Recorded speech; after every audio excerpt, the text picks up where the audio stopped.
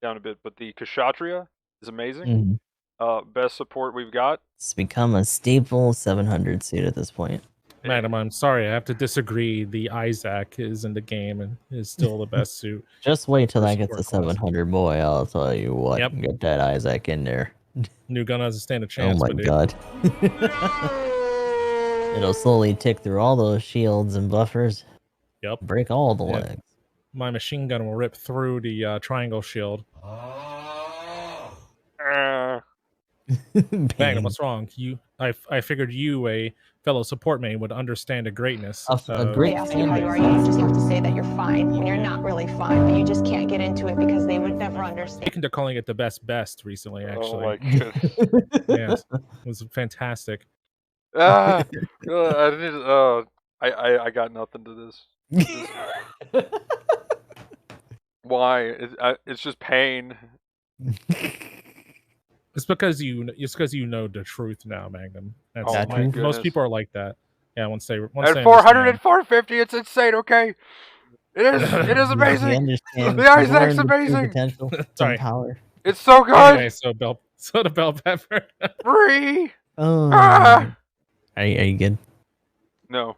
Hey guys, how's it going? Welcome to another episode of Downtime in the Hangar, where we talk about all things GBO2 and definitely Tangent. Today, I'm joined by Gustav the 13th. Yep. And GamingEmblem. Howdy, howdy. So guys, how's your past month been? And some change. Been long. Actually, yeah, it's been a hot minute since we've done stuff like this. So mostly just keeping it with GBO2. G Generation Genesis is come and gone at this point. We're doing Judgment finally after it's been put off for like 3 games in a row. So that's been fun. Outside of that, we did climb matches this morning. We placed top 100 at the very least. Still trying to keep up with stuff like that.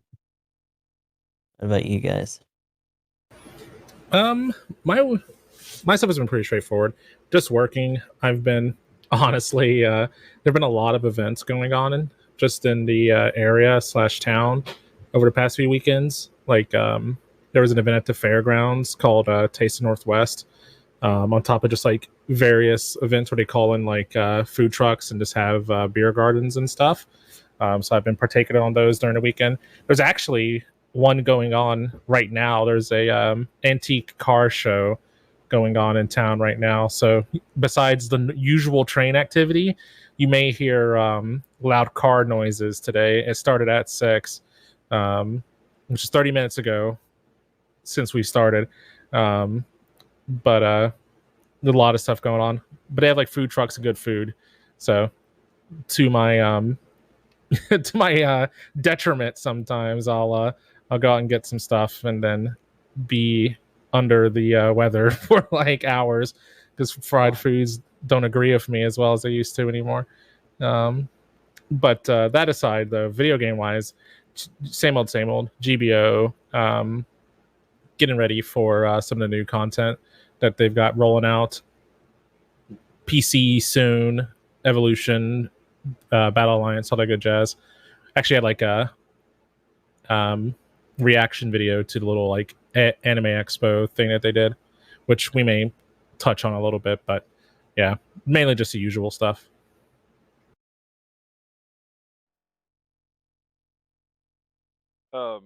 I actually forgot to add that to the topics. And yeah, we can go over that here in a second. We can just kind of talk about that here first. I guess that's kind of at this point, previous suit stuff. But as for me, I've pretty much been doing same stuff, different day kind of thing. Just the usual. Mainly Tarkov has absorbed me a lot. I can escape every now and then, like right now. Can't fully escape Tarkov, but kind of sometimes.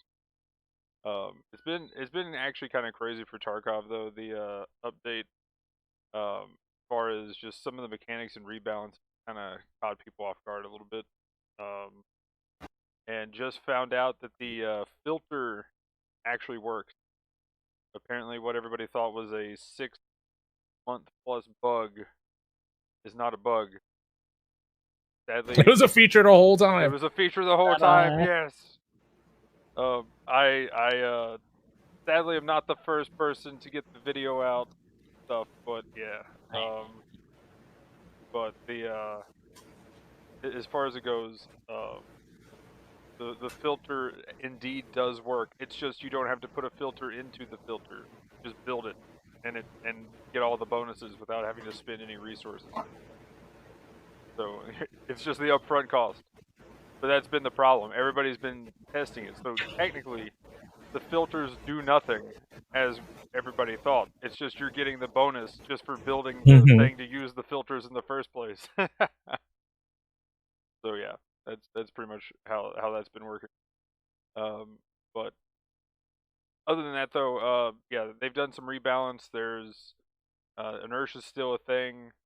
They're kind of slowing the game down.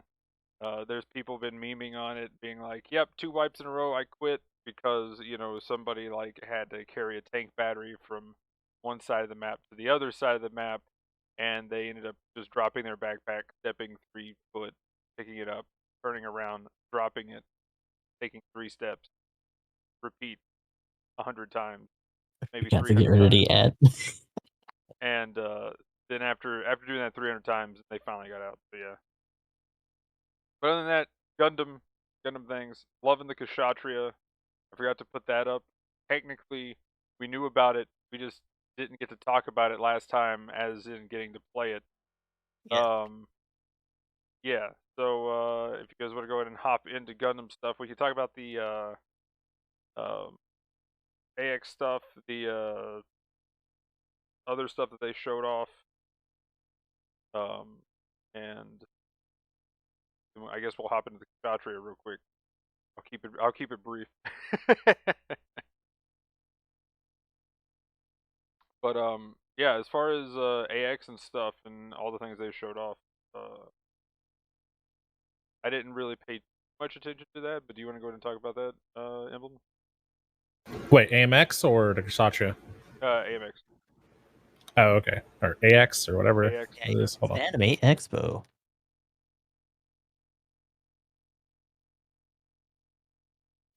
So I'm just like updating our title. Yeah. Okay. So yeah, they're kind of like a 2-parter event kind of thing, kind of stapled together.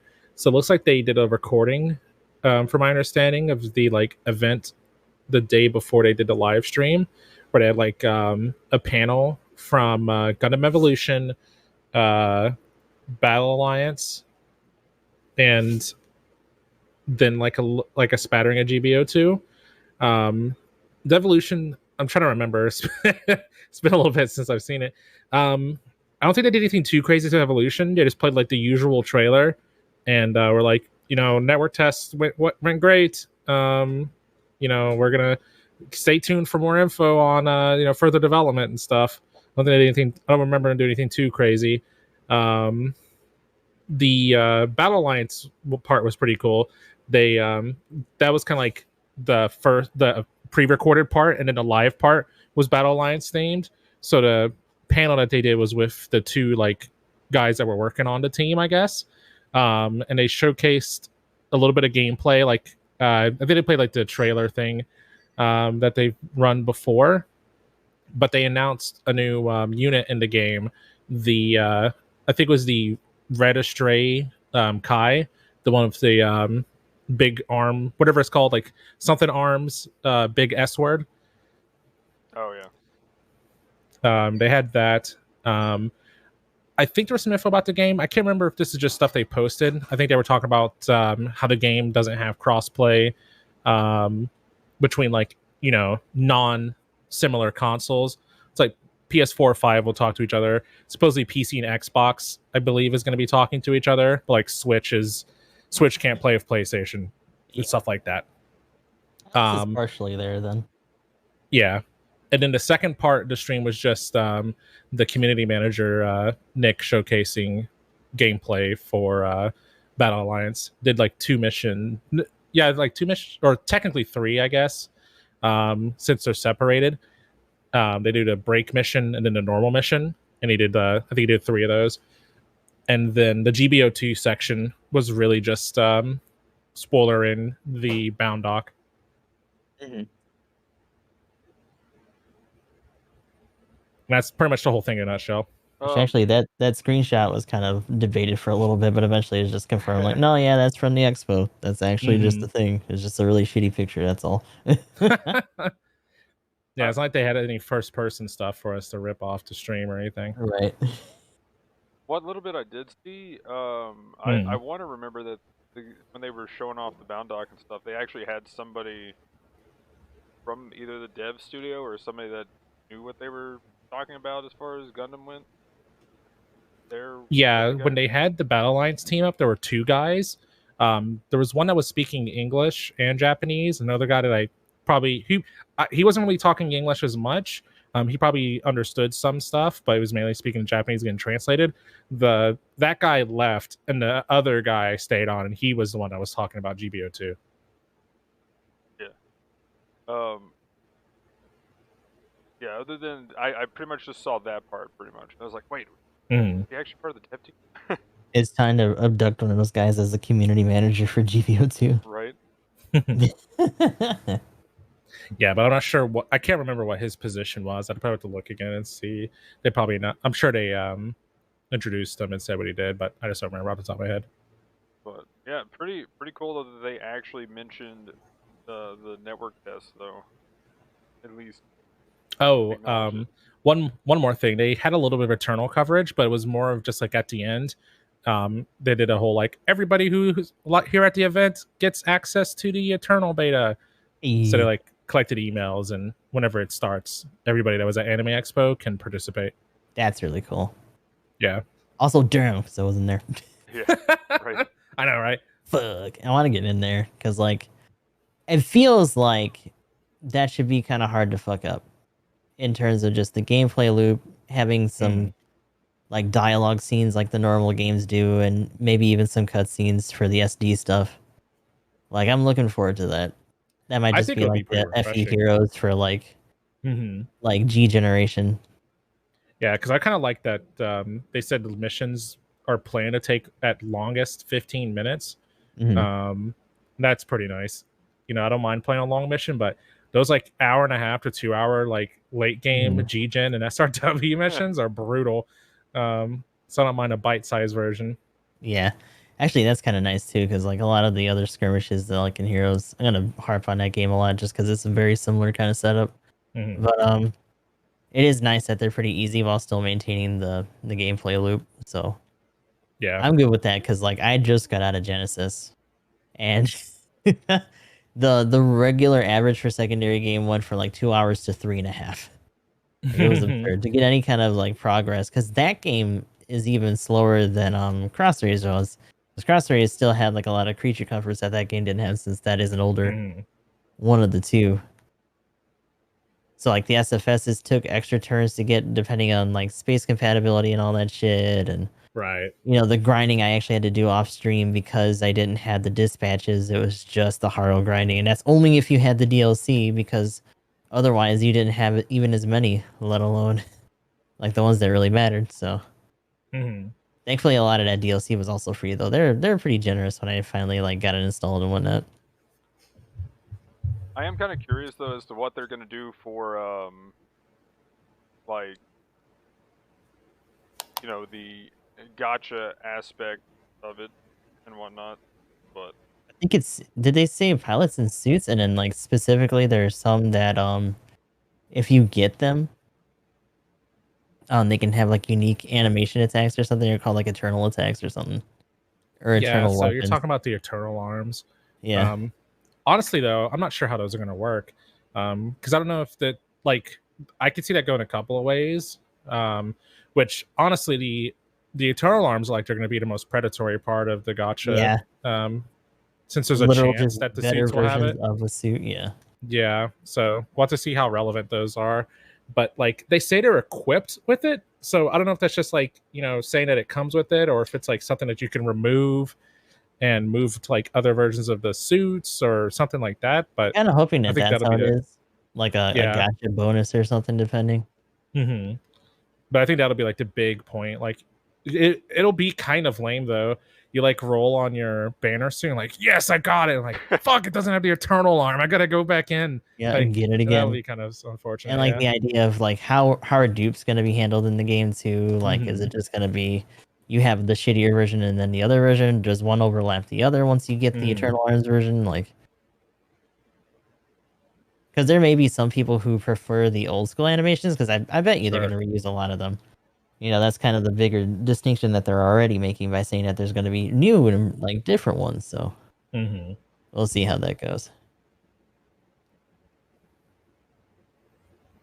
Also, real quick. There's a link to the developer notes, and I can give it to you, Magnum, if you don't already have it. Okay. Just for anybody who's watching, may want to like deep dive into it later in the comments below. Okay. Yeah, I can link that. Also, real quick, are you guys hearing yourselves twice at all? I am not, Okay. but I have like cool, everything good. muted on the Ninja thing. Everything. There's Well, I mean, this feedback, is but like, it's almost like it's coming through someone else's speakers. yeah. I think my mic's picking up you guys twice somehow. I don't know how that's happening, but yeah, it's doing a weird thing. If it gets too loud, let me know. Yeah, I mean it's always kind of like that when we have calls together, so I'm not really sure what the deal is. Figure it Yeah, I out. don't even notice anything, Good so luck. I'm not sure. Because Okay. I don't know what to say on your end. Well, it's as far as like the bars that move when sound happens, they are moving, but apparently there's no echo or anything. So on the viewer end, so okay, cool, I'll take it. Or if there is, it's Yeah, it's just negligible. feedback within the program. Then again, I've heard what these guys think are acceptable audio. They'll listen to people talking through a phone if they really had to. Yeah. But anyway, the other thing I was gonna say too, just as far as another game you guys got me into, which if I can find the other phone where I can't find where it's at. Oh well. But that one game that it was another gotcha game. You had like the 5 people lined up, you fought, and then in and out of different arenas, kind of thing. Are you talking about Saga Universe? Yeah, that. Oh, okay. Okay. Yeah, I was I like, was gonna say, what there's a was lot it to do called? that. I was like, what is it called? Darn it! But I was like, try to think of a character name. But yeah, that one. Yeah, pretty much. I was kind of thinking if it's kind of that in the sense of like, you know, what you obtain to, like you said, short 15-minute missions kind of deal. Um, you know, some people that I know have a ritual when they go to the bathroom, but I don't think they have a 2-hour mission ritual. So. Yeah, I would hope not. Yeah, something's wrong if they're in there that long, or they're just Well, fucking losing track of time on the maybe toilet. one friend I have, but Oh no. I think they play RuneScape while they're in there too. I do my best gaming on the John. But yeah, for the most part, yeah, as long as they kind of keep it to where it feels something like that, I'll probably check it out. Then when I'm setting up town or waiting for a doctor's appointment or something, then I might break out my phone and try some of that. But as with most phone games, I normally drift off after a while. It normally takes a hospital visit or something to entice me to Get you get back it. in there. Yeah. I mean, like Re-Universe, I didn't touch for a while, and then I clicked back into it a little bit once I got my other phone. It's just been kind of nice to just see it on a better screen, and it runs a lot more smoothly.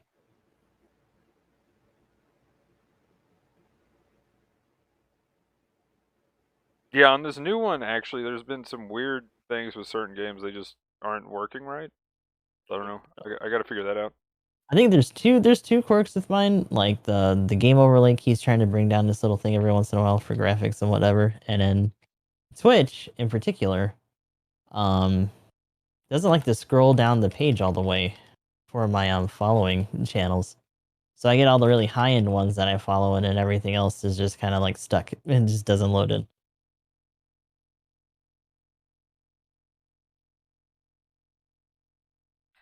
But okay, so anything else with the Anime Expo or any extra random other Gundam things? Someone send us invites there. I think if I don't know all of what was going on because I wasn't there, but if there's anything else to point out about it, Bandai Namco did host a Gundam themed like booth and event during the expo as well. Just to point that out too. I saw some pictures. DJ Gundam Evo was there. Oh yeah.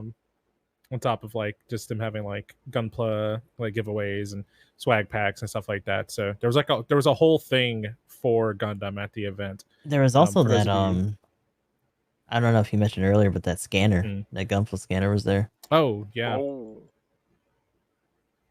Okay, that's pretty hype. the anime is real. It's true. Okay, so the first suit to talk about that has come out and since last time, and I'll just try to keep the excitement down a bit, but the Kshatriya is amazing. Mhm. Best support we've got. 10 out of 10. It's become a staple 700 suit at this point. Madam, I'm sorry, I have to disagree. The Isaac is in the game and is still the best suit. Just wait till for that gets to support class. 700, boy. I'll tell you what. Yep. Get that Isaac in there. New gun doesn't stand a Oh chance. my but god. It'll slowly tick through all those shields and buffers. Yep. Break all the Yep. legs. My machine gun will rip through the triangle shield.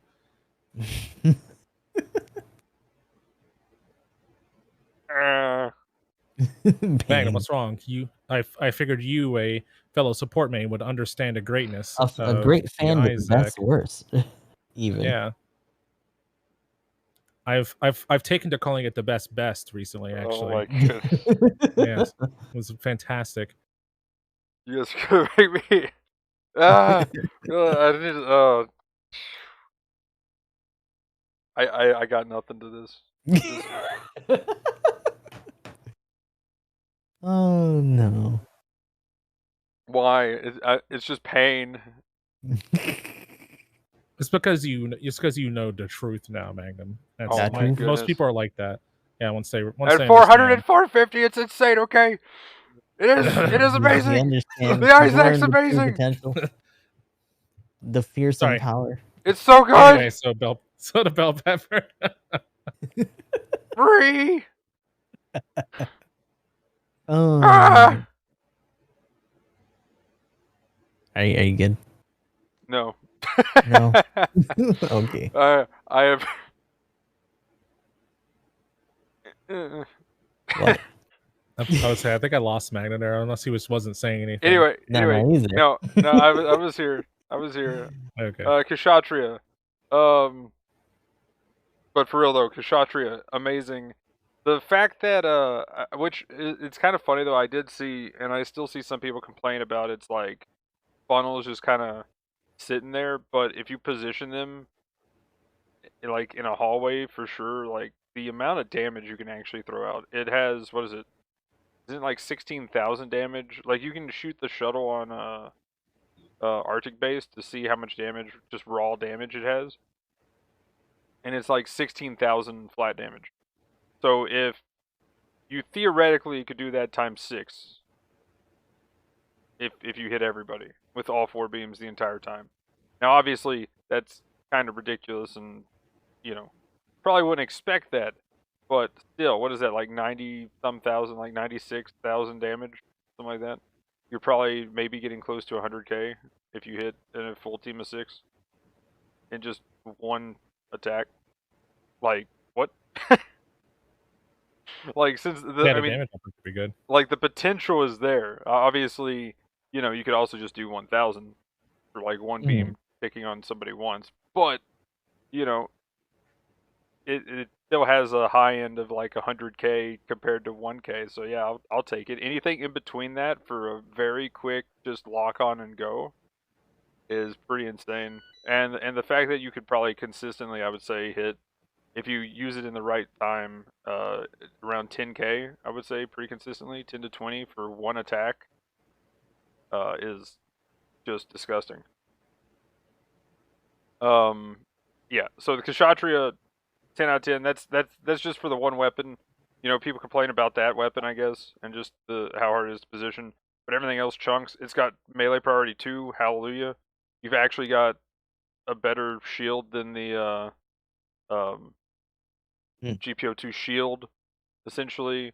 So I've been, you know, calling it the second coming of the GBO2 MLRS, because I think supports finally are kind of back to that, and I know the Sinanju's the banner I actually still have up for the overlay. I meant to put the Kshatriya up real quick just because, but yeah. Overall though, I think it can handle that suit.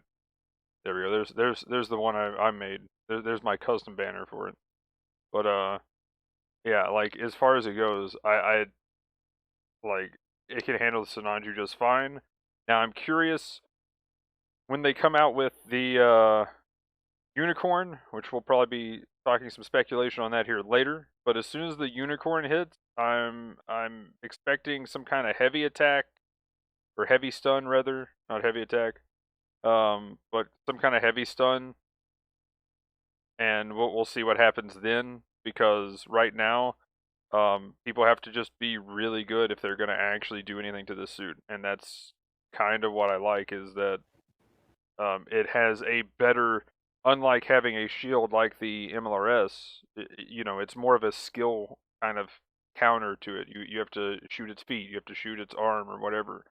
So you've got that barrier that you can get past, but then at the same time, it's almost like you got shock dampener. And I think where they made it to where it also is damage control at the same time, it could be better because it's A, not a shield, and B, you're still taking damage from anything that's hitting you. So I think that compromise is actually way better than the MLRS's shield for the most part. Yeah. And then they can give it crazy amounts of health in that case. So when the raid gets there and melees you actually can just throw on all the melee defense you can throw on that thing because it doesn't have hardly any, and actually survive because you have a good health buffer. I will say I still wonder which what the raids are fighting you're doing. I've almost never not one shot a Kshatriya if I get close enough and uninterrupted to touch it with my melee. Like usually after I can confirm on it, I can one combo it to death with the EZZ. And I can only imagine. I can't imagine the Zoku 4 never killing a Kshatriya personally. I will just say with the how much Zoku melee 4, damage it has. yeah, the Zoku 4 is probably the scariest. But I actually have a clip where you like hit me with every downswing on the EZZ and did not kill me. So I actually have been using that as an example. Oh, really? Yeah. But I mean that I think too you have the heavy attack and you have better consistent range damage than the Zoku 4, so I think that's kind of where it has kind of an advantage. And then of course the heavy attack is gross. But The only sad also part is Sinaju makes the EZZ feel notably worse. yeah, there's that too. Oh yeah, we'll be getting into that. We'll get to that here in a second. I will say this too, though. One thing that the Kshatriya players don't do that they should be doing a lot more, and it's so hard to get used to, and I am definitely one of these, but you can survive a Zaku 4 pretty easily just by going into resistance mode. And Yeah, I rarely see people use the yeah, defensive thing. and the defensive stance, it just feels so weird to even use. Like, even when I tried to play, I was like, you know what, maybe if I play the general version, maybe it'll feel okay to try it. So I tried the full armor Mark II a little bit, and I still don't use it as much on it, even when I probably should be trying to use it. But yeah, it's with that kind of in there, you can tank a lot of the melee. You can even survive a full, like, souped up, low health, EZZ heavy attack, and not Just to know, just get you one will be shot. crying afterwards. Oh yeah, yeah. You've got like 2 health, but you can actually survive the hit if you hit the button to tank it. Like, you're probably dead either way, but one you can maybe shoot back and do 1,000 damage. But yeah, So I think that's one of the things that's underutilized on it too, and plus if you can actually use the defense mode to the fullest, you just generals you don't care about. They just lol, and the thing's so huge, you literally can just head pat anything. It's like, you're a cute general, it's okay, and then you just smack them and knock them to the ground because you got the same melee as they do, which is hilarious. But yeah, Kshatriya OP, 10 out of 10. I have no clue what they could do for another 4-star support that would even compare.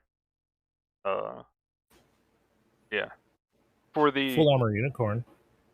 yeah, but I mean like stats wise and stuff, it would have to like do similar like they would either have to give it shock dampener or some kind of crazy thing like that. Like, and I like what they did with the Faz too, which we'll probably talk about that in buffs and nerfs. But yeah, like if they did the same thing with if they did like a full armor unicorn and they gave it like damage control 2 with shock dampener, then 10 out of 10. But I mean that's at the point where we're at. I think we'd have to have that for supports to compare at this point. I think that's kind of one of the other points with the Kshatriya. I mean, that's something that they should have been doing with a lot of these as well, and just some of the larger suits in general, just to make them a little bit more viable. So hopefully that's a trend that continues. Does the unicorn have an eye field at all? Yeah. Because if it does, it could just be like a similar effect, but maybe the full armor version, it just affects its entire body. That would be that would pretty much be what it needs to be comparable. Where it maybe be power creepy. There's no downside spots to be hit because your eye field's active across your whole body. So you have to do build up stagger or something like that to flinch it. That might be something you need to do. And once you get to half health, all your beam defense will be gone. Oh god. Oh, that's another thing. We got man. We'll get there too. Yeah. Health parts are OP. But yeah, so as far as it goes though, I think that this has kind of raised the bar for supports, and the Dagdaw is crying in a corner, in a meditative position. Yeah. Or big feels brain, bad. dude. Feels bad for the big brain. Hang on, where's the picture? I've got it here. Rest in peace, big brain. Big brain. Big brain is sad. That's a big brain no more. Yeah, big brain. This Big sad. little baby tiny brain due to lack of play. Big brain, big sad. But okay, so Kshatriya, insane. 10 out of 10. More of this. Buff supports. Let's go. The glory of support will rise. Disgusting. My hubris needs to continue to.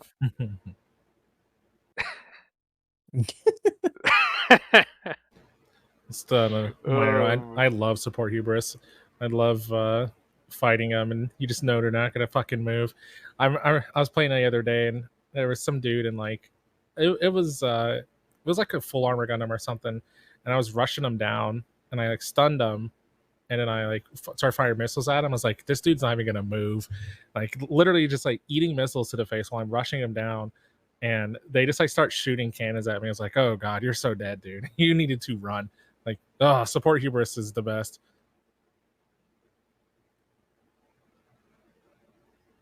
Real quick, just to kind of shotgun some of these suits that we've had recently.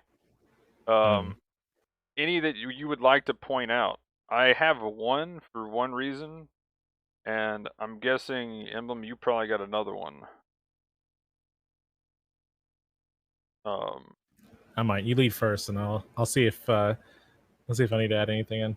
The Birlant, Isolde, that one. Isolde. Yeah, it like what's the skill called? Pretty much where it sits in the air and it gains damage, and then it also doesn't fall out of the sky. Flight damage bonus. Yeah, or whatever. like, Hmm. which, correct me if I'm wrong, it doesn't drift while it's in the sky, right? So you just literally stop moving your stick and you just gain the bonus, correct? I think you'd have to use a quick stop or just wait until you stop moving. Because I think it's maybe similar to moving in space. I didn't think you actually drifted like you did in space. I'm not 100% But sure. I mean, if I it don't play those things, so I'll take your word for it. if it does drift a bit, then fair enough. Hopefully, it stops a whole lot faster than space. Hmm.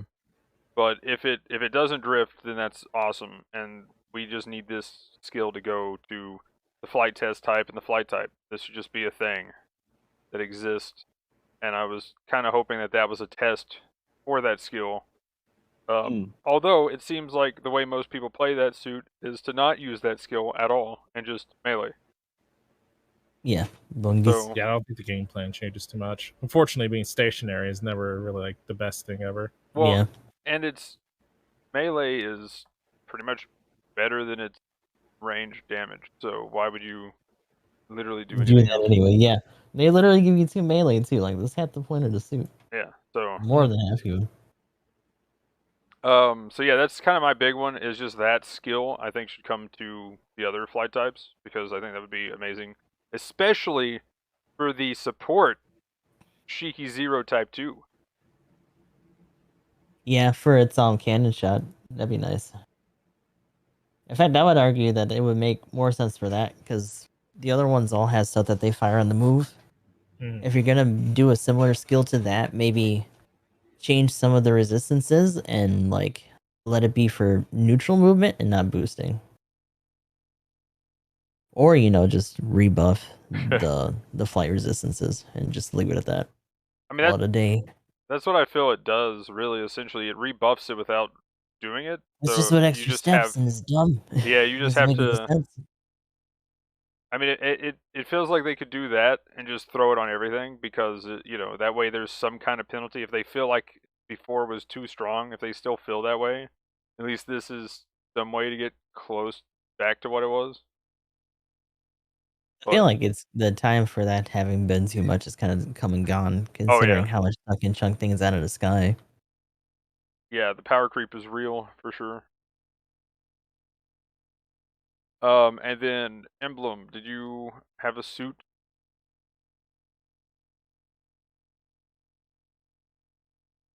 I can think of one for sure. I mean, if we're going to talk about any of the stuff that was rolled out, are you talking about like to make sure I'm clear? Are we talking about just stuff that got adjusted, or just the suits that they've released since the last The podcast? suits they released. Yeah. My pet project right now is mainly just the bound dock. I don't know if you got my camera up. I see what you're talking about too. But if we're talking about the if you're referring to the Shrewsbury DS or whatever, Gallus, or no yes. Gallus, yeah, that one. That thing's a lot of fun. I love that suit. Yeah, good old little Mac 2.0 Yeah. here. I think more suits need combo controller 4. Oh, that thing's so fucking awesome, man. I just love that your damage scales up as you combo more. It's so good. It actually, I feel like a lot of suits that have instant knockdown weapons should have that. I can definitely feel that too. Like the DS. Mm. That would It's actually like, be I terrifying don't these days. you really don't need to worry about it with like the Hymo Dom or whatever. It'd be But it's kind of like funny if suits they that let you have it anyway. yeah. You Just don't to even combo, reward just the like, chop even more. But yeah, just the DS is very similar. It would be pretty nice because you get the Mm. same, you get a similar amount of. Well, you probably don't get a similar amount of hits, but you hit a lot. So being able to like scale up with the hits would be pretty nice. That might push it. They'd have to like do it kind of like on a smaller scale than the Shrewsbury though. Like DS would probably mulch everything if it was scaling upwards. Yeah, If it's I mean, combo. yeah, because it starts at a lower cost, right? So like it has a lot less health to get through. Yeah. Also, I feel like at least for the combo controller 4 and the knockdown, like extra stuff like that, I feel like they were comfortable giving it to the Shrewsbury just because of how low the boost and mobility was. Oh yeah. So like even though That's you definitely could a case. rectify that a little bit and pretty easily, Like people just kind of got used to the way that it moves once they put like any kind of boost on it. But I feel like they would have to have something that was similarly like healed and stuff in terms of how it moves for them to feel comfortable with it. I hope not. I hope that they do try to go around and just do that on other things now that they've tested it out on this, but there might be some heavy stipulations. Yeah, we'll see. This is just a test bed for Gundam Maxter. Oh my god. Once they have next two. Oh no, once we run out of suits, you know, once PlayStation 6, you know, Battle Operation 2 is in its 15th anniversary, and you're like, fuck it, we just gotta get G Gundam in. Like, sorry guys, you see no more.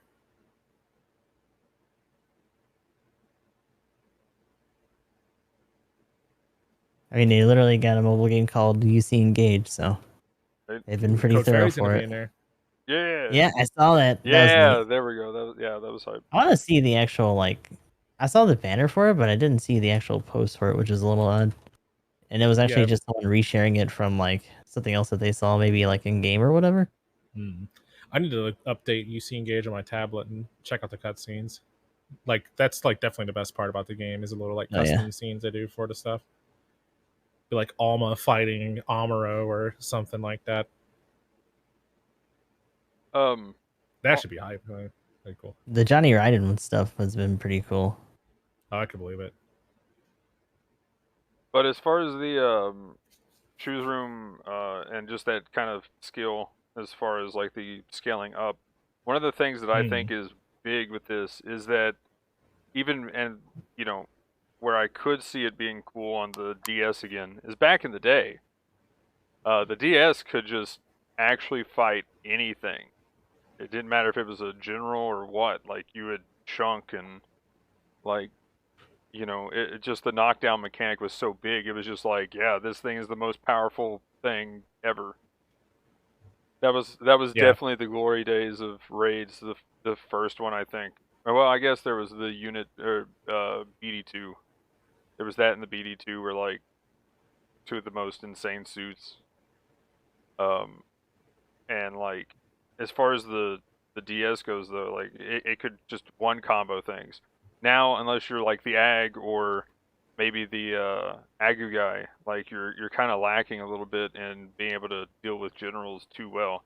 You can still knock them over, but you're not like one comboing or anything these days. Whereas just through power creep. But the shoes room actually can, like, the funny thing is I've literally played games and had the generals be like, take the melees. And I'm like, and by the end of the game I'm like, yeah, this was a really good game. The raid didn't do anything this time, guys. I was, yeah, we won, or you know, crap, we lost, but man, that was very chill. I didn't have to deal with a raid at all. And then at the end, the raid on the enemy team being the new shoes room that week was like, oh, they just killed my team. Okay. Yeah, Shoes doesn't give a fuck about anybody. Yeah, it's just, and then the movement speed of it is just crazy. Like trying to shoot it as a shooty player, especially with your normal turn speed as a support, if you don't have ASL, it just moves too fast as a base speed to really be able to aim at, like as a support player. Like if you're like shooting a sniper trying to be precise and hit, like it literally just walks around you faster than you can turn, which is kind of silly. But yeah, as far as the sheer amount of damage it can do to generals is just the insane thing. So I've seen it like hit 200k in a game, and it maybe attacked me once. So yeah, like overall, it's just like, oh, this thing's a monster. But I mean, just because it can, you know, come out of its rock paper scissors and destroy its own counter is kind of disgusting. But It's pretty weak to backstepping though. Like oh yeah, Yeah, and you even, can like, backpedal that thing to death depending on how much like boost they actually put on it. Yeah, because even though you walk fast, any suit that just shoots you some and then boosts back, you just can't really keep up with them. God forbid they stun you at all during your approach, because you can't have your shotgun out because then you'll be weak to their instance. and then you're just walking up with a melee weapon. And if you boost towards them, you do like a bunny hop. So it could be a little bit rough. It's not like infallible for sure. Like you can't landing punish as easily unless you really had something that chunks through all the resistance, but you can still melt leg if you really had to. But I mean, just the damage part is my thing. Just the fact that you can actually just almost one combo in general, I think, is just huge. Oh, for sure. But anyway, I think that's mainly it for recent suits. As far as not so big stuff, honestly, this week, even though I am a support main, sorry, Delta fans, of a suit that never actually got built. But yeah, I think the more interesting stuff was last week and the week before. So we want to go ahead and talk about the Sinanju. And did you guys get it at all? Because I did not roll at all on the banners. I rolled a couple of times, but my tokens were recovering at this moment still. I had to regenerate my power level because I just had the combat of the Kshatriya right before, so.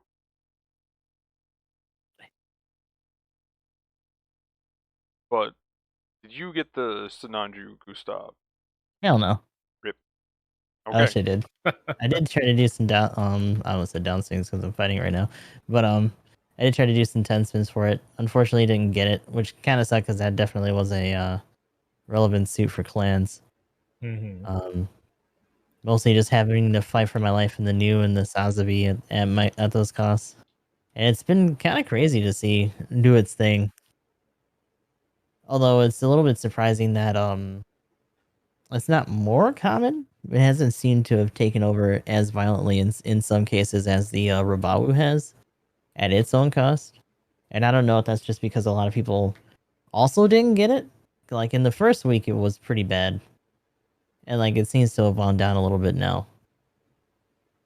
But I feel like every once in a while, though, we still get those like Sinanju and Friends kind of like matches.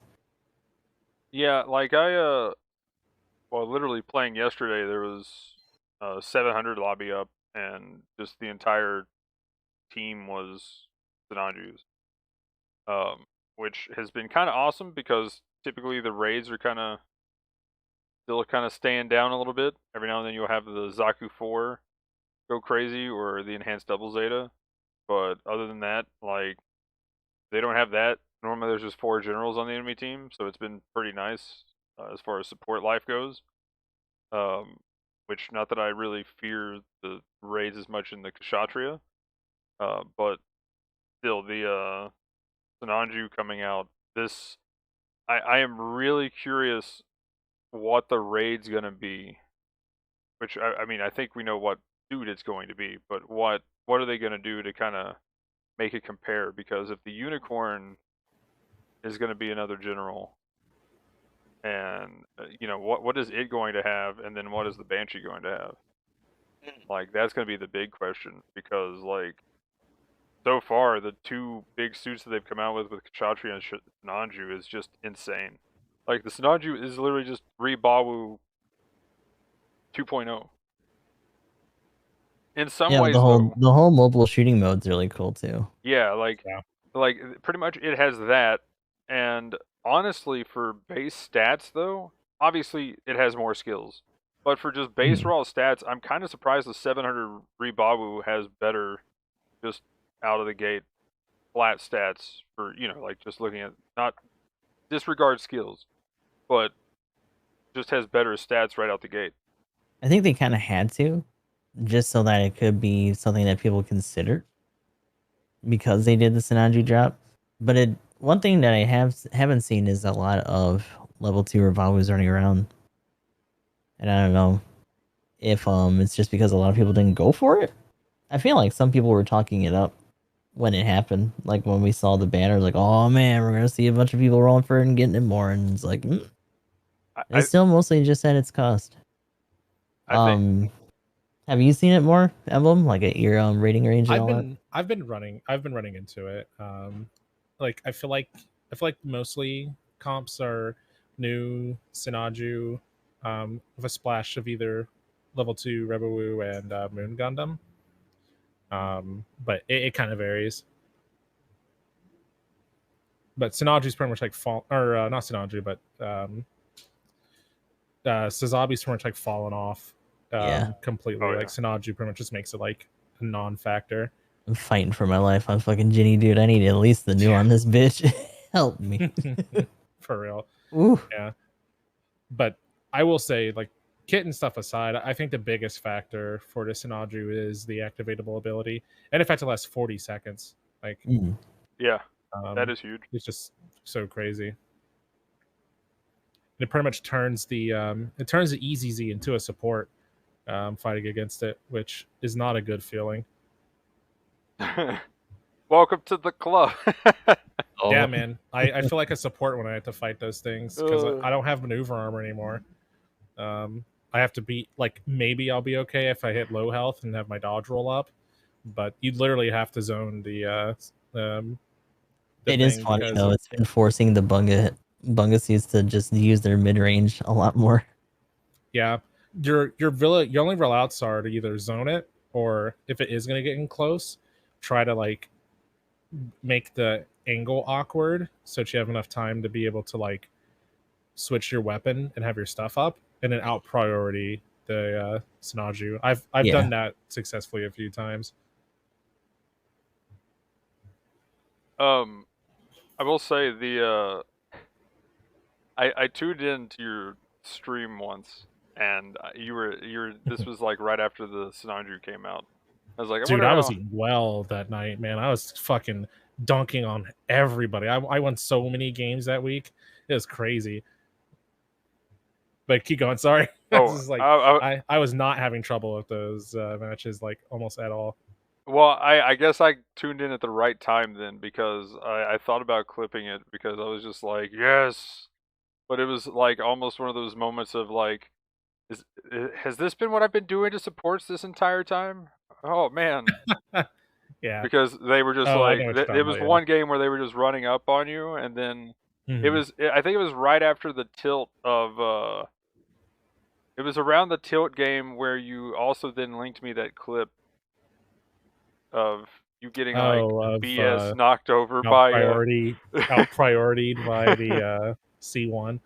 Yeah, it was around that kind of tilt, and then yeah, you were like, oh, why? Just as far as like them charging at you, is this how it feels to be a support? Is this what I've been doing? Yeah, raids are monsters. Supports all have it coming. But yeah, thoroughly deserved, he says. I will say that out priority clip, 10 out of 10. Awful. I will say though that shot that you get hit with right before that though was like super lag BS. Dude, it was just bullshit into bullshit. Like that's the only reason I was mad. You know, whatever. It happens too much to really like. Yeah. Too much, but I mean, it's just like sometimes you just get fucking double downed on, and it's such a beater, man. That is literally in 5 seconds the GBO2 network experience. 10 out of 10 networking. Yeah. Ultimate in matchmaking gameplay. But yeah, as far as Sinanju though, I mentioned the stats. I guess we go over the stats and skills. I've got some stuff pulled up so I can go over that. I guess if you have the build up stun on some things, we can talk about that. I don't know if you got the wiki pulled up, but I can go over the stats. Yeah, I got the stats. Oh, do you want to just go ahead and go through them then? Oh, whatever you want to do. I've got it already. Well, here I'll go down the HP and stuff. So HP again, I was kind of surprised. It was a little bit lower than I was expecting. But I guess technically it is a smaller suit. So 19,000 health with 24, 24, 30. So decent defenses at least. 31, 39 for the range and melee strength. 140 movement speed. 230 top speed, but again, it's got its skills, so you can increase your speed by activating Force Injector. Thruster gauge is 85, so incredibly easy to max out, and 84 turn speed with 20, 19, and 12 for part slots. So I mean, its stats aren't really that much lower than the Ribawu 700, but yeah, kind of was surprised that it actually had just lower base stats. And then its weapons, the beam rifle. Here we go. 2,800. Is that 800 damage? Yeah, 2,800 damage, 6 shots, 450 meters. Actually, here, do you want to pick up on the weapons and add in the build-up stun? Because I am curious what the Vulcans and like the bazooka. Do you want me to actually touch do. on the modifiers real quick too? Yeah. Okay, so for the for melee, the damage for the beam saber is standard, full damage, and then half damage on the second swing. The Naginata though does 100% damage on the first swing and 70% damage on the second. The axe doesn't hit more than once, so it doesn't matter. As far as the directional modifiers go, the beam saber is standard 100 for neutrals, 75 for side swings. But the double hit gives you 150 if you hit with both the slash and the kick, over to 130. Both hits are 75% of your damage. The Naginata is all normal, so 100 for neutrals, 75 for sides, 130 for downs. The axe though does full damage on neutrals and side swings, so it's 100%, and the downswing modifier is 160%. So you're hitting pretty hard with that. As far as the weapons go, do you want me to go through all the stuff, or mainly just the stagger values for the weapons? Mainly the stagger values for the shooting stuff. Okay. So as far as that goes, power on the beam rifle is 2,800. It has 6 shots or E-caps before it overheats. Range is 450. Stagger value is 20% on the beam rifle. Grenade launcher is 1,800 power. Has 1 round, reloads in 8 seconds. Range is 150. 10% stagger value on that. It's actually kind of low. It's surprising. Beam saber damage is 2,800. Ready's up in 0.33, so that's pretty quick. Vulcans have a power of 185, and they have 30 per clip. Fires pretty quick, 360 shots per minute. Stagger buildup is 7% per shot, so that's a 15 bullet stun. So half the clip will stun if you don't mess with anything on normal targets, anyway. Bazooka is 2,900 damage, 4 rounds in a clip. It has a 400 range, and stagger value is standard for bazooka, so 80%. Beam Naginata has 2,900 power. Switch time is 0.75, so this is like the more standard switching time for weapons. Beam Sword Axe, or the Shield Beam Saber, whatever you want to call it, is 3,000. Switch time is also 0.75, and it looks like, I haven't really noticed, but this is saying it does a forced down, so any hit on that thing knocks you over, right? Yeah. Okay. Yeah, so yeah, it'll knock you down. It has a large shield, 6,000 HP, and I can go over the skills unless you wanted to cover something else about this stuff real quick. Yeah, mainly I was just kind of curious, the bazooka and how good the Vulcans would be to like build up stun on somebody, because I mean really that's its only thing that's lacking, and why I would say there's still a spot for maybe like the new, or even the I guess the Moon actually is okay at that too. So, but overall, yeah, I don't think the Sinaju is like strictly better than the new. I think they're close enough to where like maybe it could be interchangeable, but I don't think the new's going anywhere anytime soon. Personally, Yeah, overall, it still has a lot of answers to things. Like, also, eventually, once we start getting more 700 stuff available in some of the different shops, I'm sure that'll be the more like available thing oh sure. for people to get in there with. So, I guess for skills, the main thing that I think is kind of cool, it actually just straight up has 2 dodge rolls. Force Injector 4 is kind of insane. It does have maneuver armor as well, so not only the dodge rolls, but maneuver armor.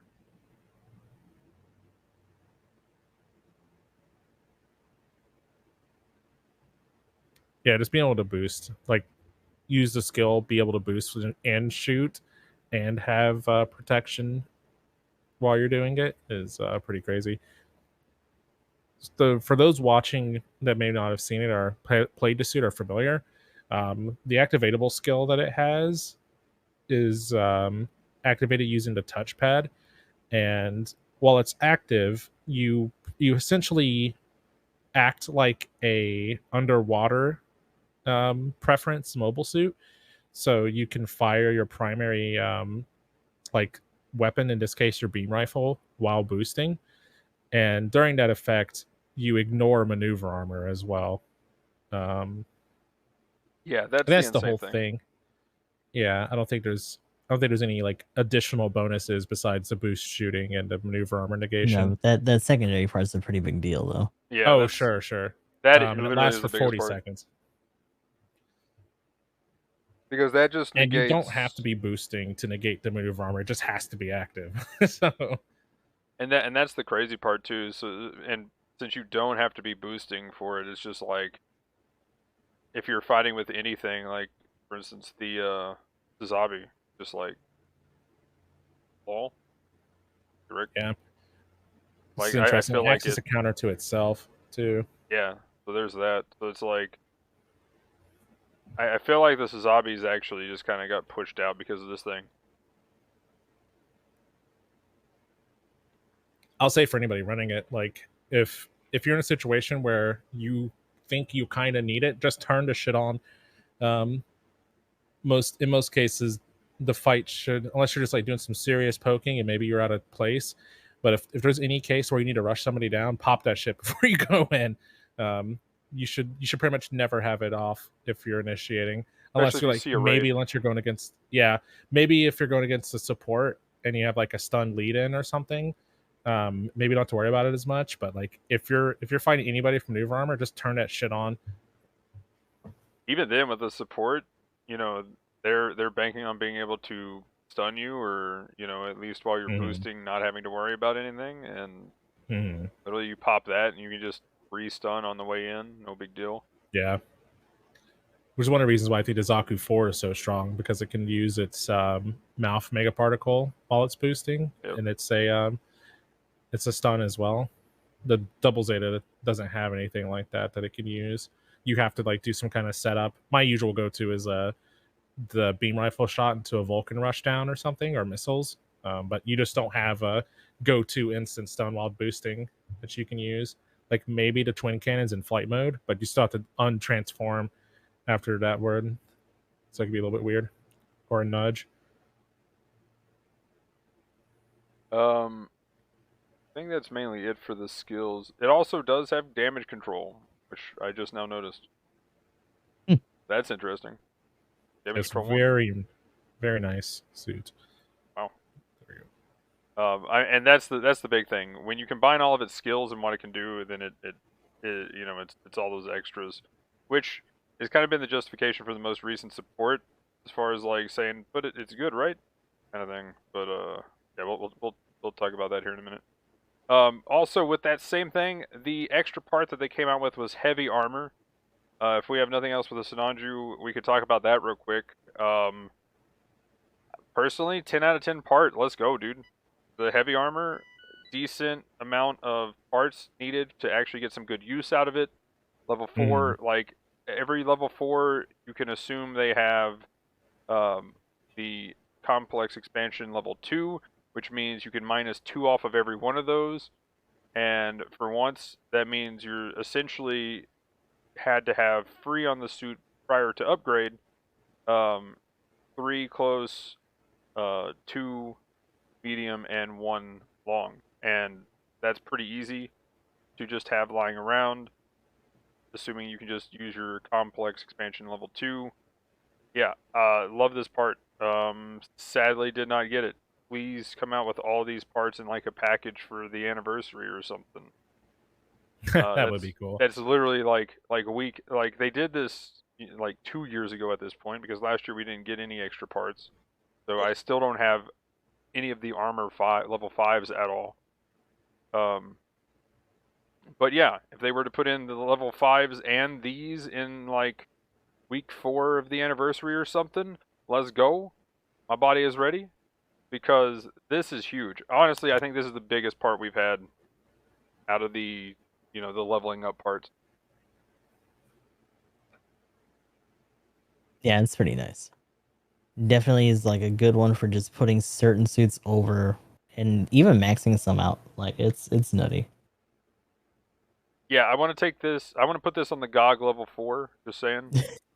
Like I pretty much like.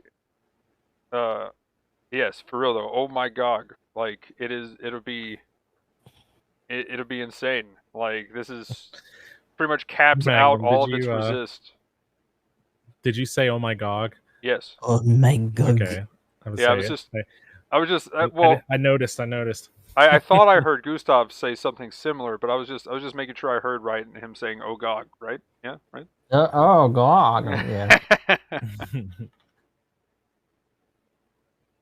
But yeah, like on stuff like that already has like crazy resist in like all of its resist, like yeah, like that part would be amazing on that thing level 4. But other than that, like there's a lot of suits that can just make use of it. There's a lot of supports that can actually use this, because you normally have an okay amount of close range that you're not using already. So rather than health, I would take 10 in all resist. Easy. Like the difference in parts is 5 speed, which you're already slow as all get out anyway. I'll trade that. Yeah. Or you gain 1,200 health, I think is the new model frame level 2. So most of the supports have okay HP, and you could use this at a low cost. That's my thing, is low cost level 4s can actually use this. I could actually put this on the Zoku Cannon level 4 and actually make use of this part, which is insane. But actually maybe not the level 4. I actually would have to go look at that. I know for sure the level 6, but that's kind of pushing it a little bit there. But that is an okay example for supports anyway. Like there's a lot of lower stuff around the 300, 400 range that you could actually make use. And probably, for Noob Sama, the GM cannon as well. GM cannon. Yeah. But I other feel than like that, he got the part. I'm pretty sure he's been putting it on some other stuff just to like max out things that make him even chunkier, which has been hilarious.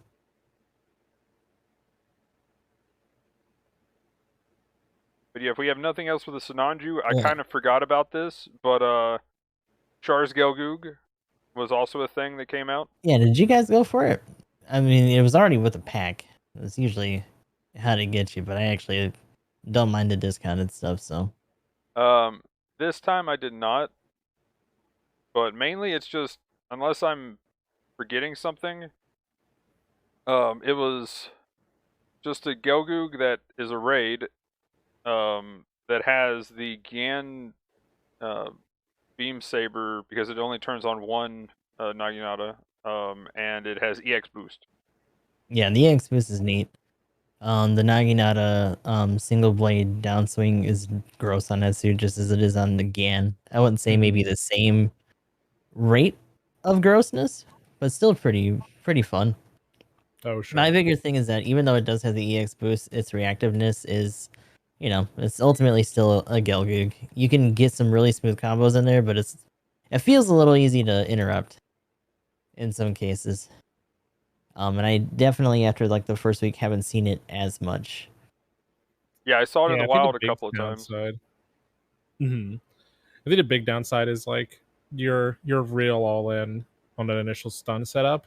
Afterwards, like if you miss that go, like you already have Gogu beam rifle charge problems, but when you miss that shot, you're just you're just Feels like bad. flailing around. You Yeah, just have to, there's like, no hit 'em. alternative, and like I really wish that they would have given the grenades more build up, so you could do like grenade into rifle shot, and at least save yourself Yeah. the trouble that way. That would have been nice. I don't know if they just didn't want to bother because of it, potentially changing things for other suits that had those grenades, but like they could have. I would have rather them have just made a different one then, if that was going to be the case, if that was going to be an issue.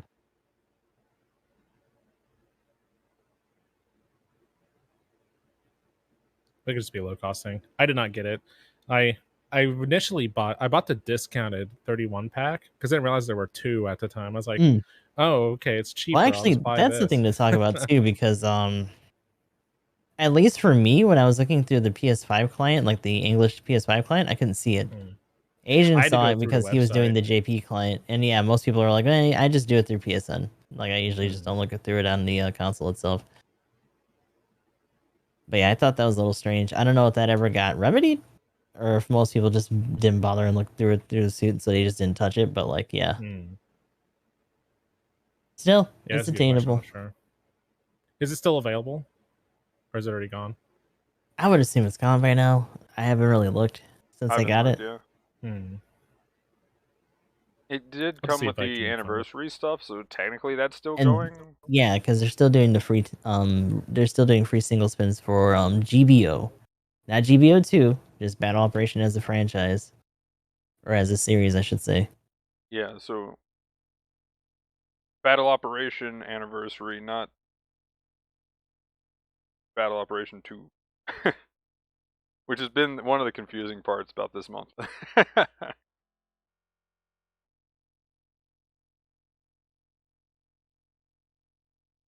I was trying to find it real quick. Don't mind me. So let's see, real quick. I guess the next suit we can talk about, Clan Rank, is also another suit. The Zoku Mariner. Another Wawa suit. So it is a support, 400. Emblem, if you have the build-up stun, and if we can get a confirmation on the heat rod being a normal stun rather than heavy. Yep, it is normal. Yeah, so that's...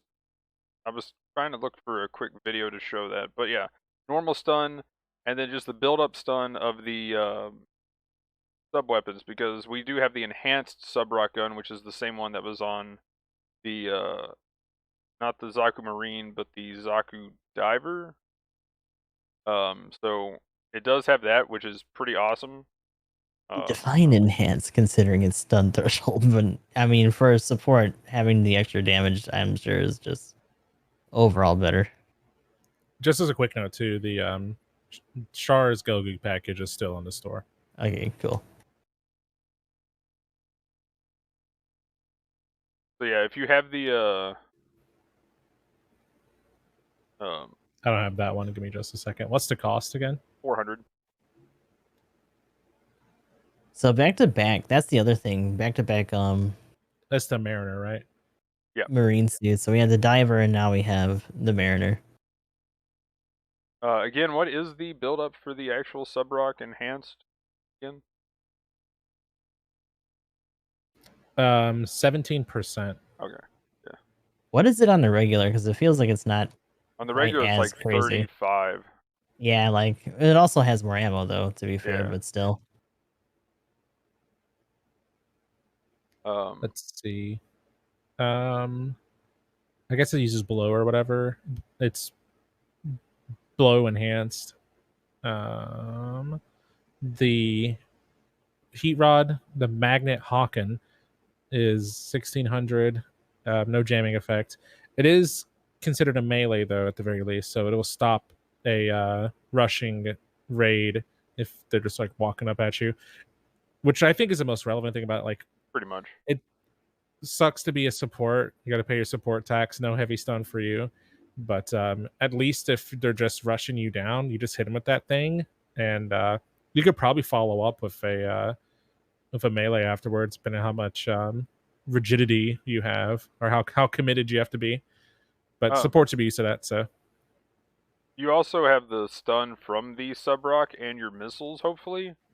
They fire pretty well, is the thing that I mainly looked up when watching them. It's just, what is the sub-weapon missile buildup? That's my question. The damage so seems the fine. shoulders, yeah, the shoulders are 10%, but they do cause flinch, and you can use it while boosting What's the other and ones? walking. The back sub-rock launcher is 35%. Oh. And it is you can use it big, while okay. boosting and moving, and it also causes flinch. Now, I think those are a little bit more awkward to use, but still, 35% is huge. Mm-hmm. Like, looking Yeah, at the only worst hits, case only hit with scenario, 3. it's, you know, from like, if you're a missile player and you can hit something with, say, the Dovenwolf's missiles, you can pretty much use any missile in the game. So, yeah. Overall, they're not the worst missiles, but they're pretty solid. Damage is nice too, 500 per missile. So you can spam all these out real quick, get a stun. Then if the raid's still approaching you, you know, maybe heat rod them and then downswing and run, repeat. So you actually do have a pretty good combo to deal with a raid that's chasing you down. Especially if you can get rid of their dodge roll with the build-up stun prior to them getting close enough.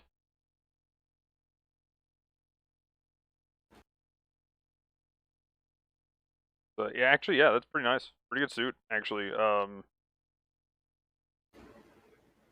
bit slow with 115 movement and 165 top speed, but defenses are pretty alright. 15, 15, 12, 15,000 health. You know, not bad. Decent range and melee strength, 30 and 10. So, support-wise, not bad. And again, it's a actual aqua suit, so we finally got something at 400 that's not just the angry elephant toddler, you know? Yeah, it's nice to have a water suit for the support. Honestly, it literally, if I was playing water, I would just use the Isaac. I kind of hate mentioning that now. Pain.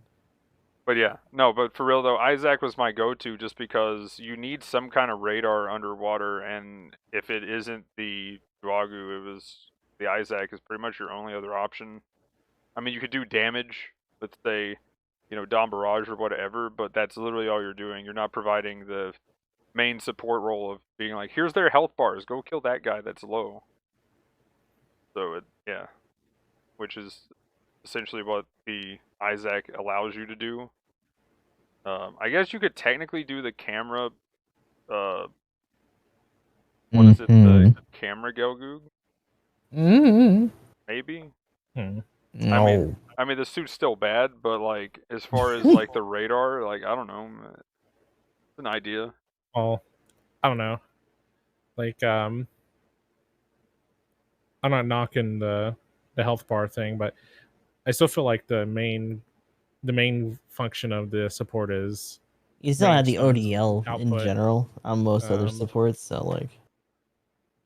But you still get like Goose was saying, data link and stuff like that while you're underwater with the aquatics, right? Or is it reduced? I can't really remember how it works. Well, that's what I'm saying. You with the aquatics, you do get that. Well, yeah, but like with the non-aquatics, do you still have it, or is it reduced underwater? It's pretty much nothing. Like, okay, everything is considered Why a some stealth people suit. try to justify it with that for the ping, but like, right. Like you pretty much have nothing, and everything's pretty much a stealth suit. So that's the other reason why I would say it's viable, because you're also a stealth suit in the Isaac. But it's fine because BB pretty much took those suits off of rotation, or those maps off rotation anyway, so it doesn't even matter. Yeah, pretty much. Like, I've seen it maybe like 5 times. Like I could literally count it at least on both hands in like the past month.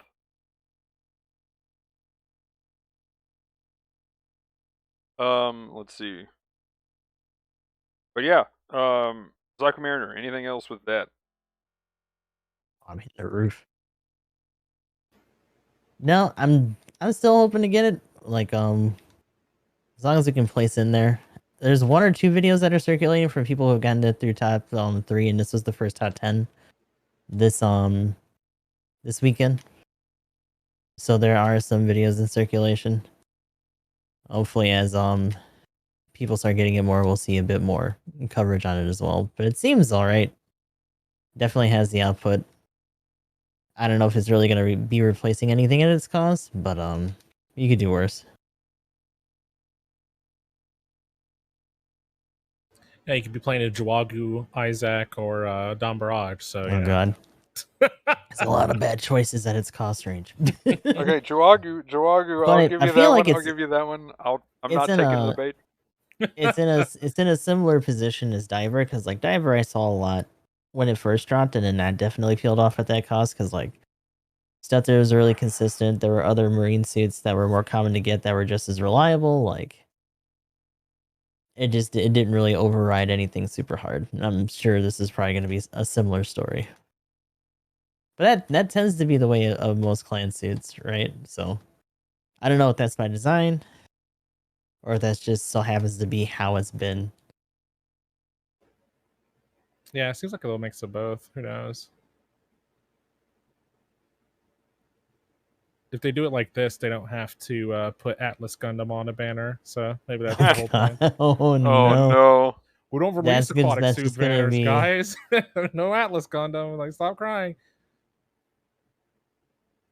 Okay. That's just gonna be their big bait clan suit. All you wanted is, so here it is. Oh damn.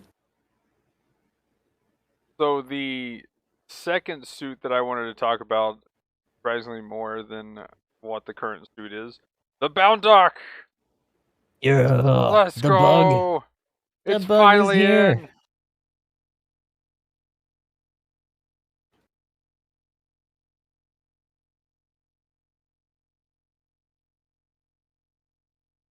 So yeah, Okay, I it's was doing really updates, cool. Yeah. Yeah, Good old we Boundock. were doing the same thing. North American choice. Okay, I saw people like messaging stuff about that. What? In the on the description page when they like had a little post on their website. Well, let me pull it up. I'll I get the do exact have it wording here. for it.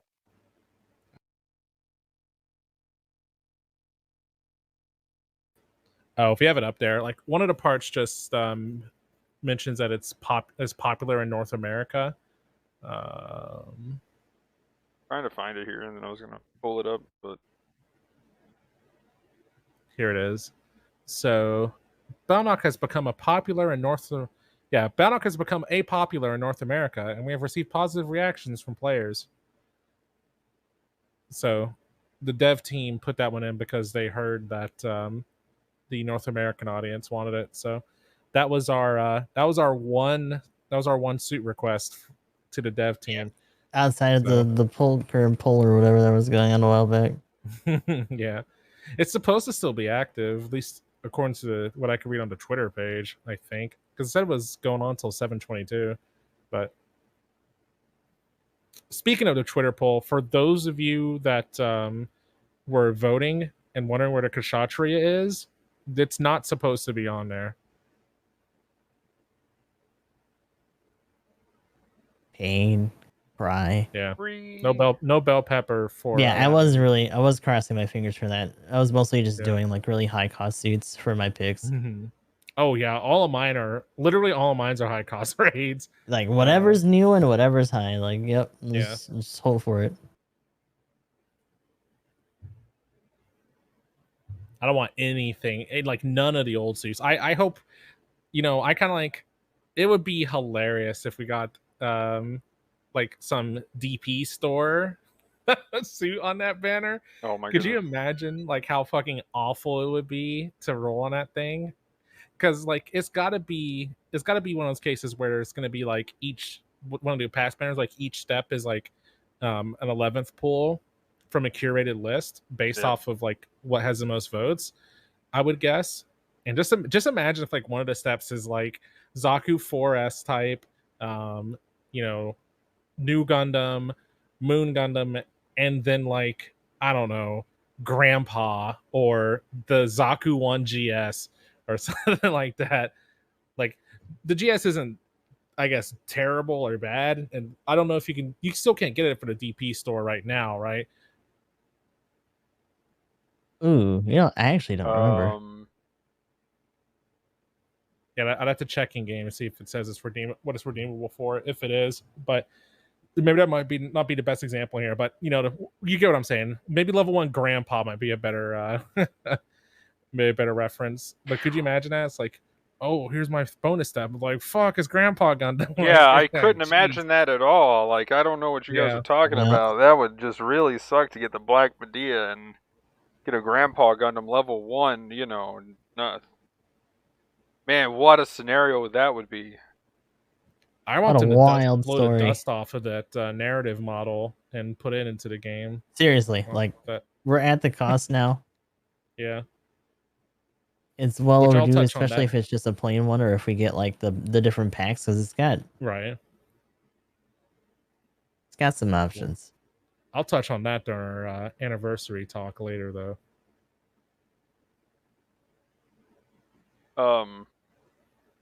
But yeah, Bound Dock. Go ahead and go through the stats. I mean, really, it's pretty simple for what it is. It's just really cool. It's got one really cool thing. It uses flight mode with flight transformation suits. So we have Transform Flight 2. So that's really the big thing.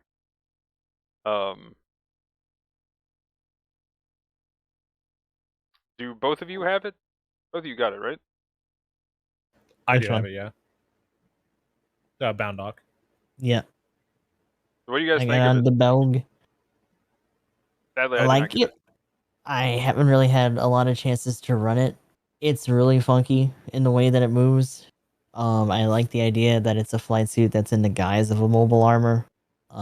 At first, I was really put off by the fact that it didn't have a lot of stun resistance when it was just in neutral movement. It still has that maneuver armor on it, but honestly, with the way that it moves and the fact that you're going in there for like quick blast down into melee more often than not for the initiate when you're flying, it's really not a big deal, especially when you consider how long your boost lasts, even when you are boosting around. Like, they definitely built it around that concept, and it's really cool.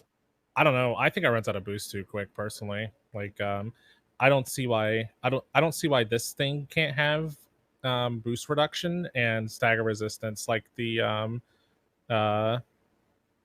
Bylorink custom has. Like, I get that this is a 3-star compared to a 4-star, but even the Assault has the same like skill. Yeah, like the Assault got it retroactively, and it's just like, so like, I don't know. I do think the suit's good.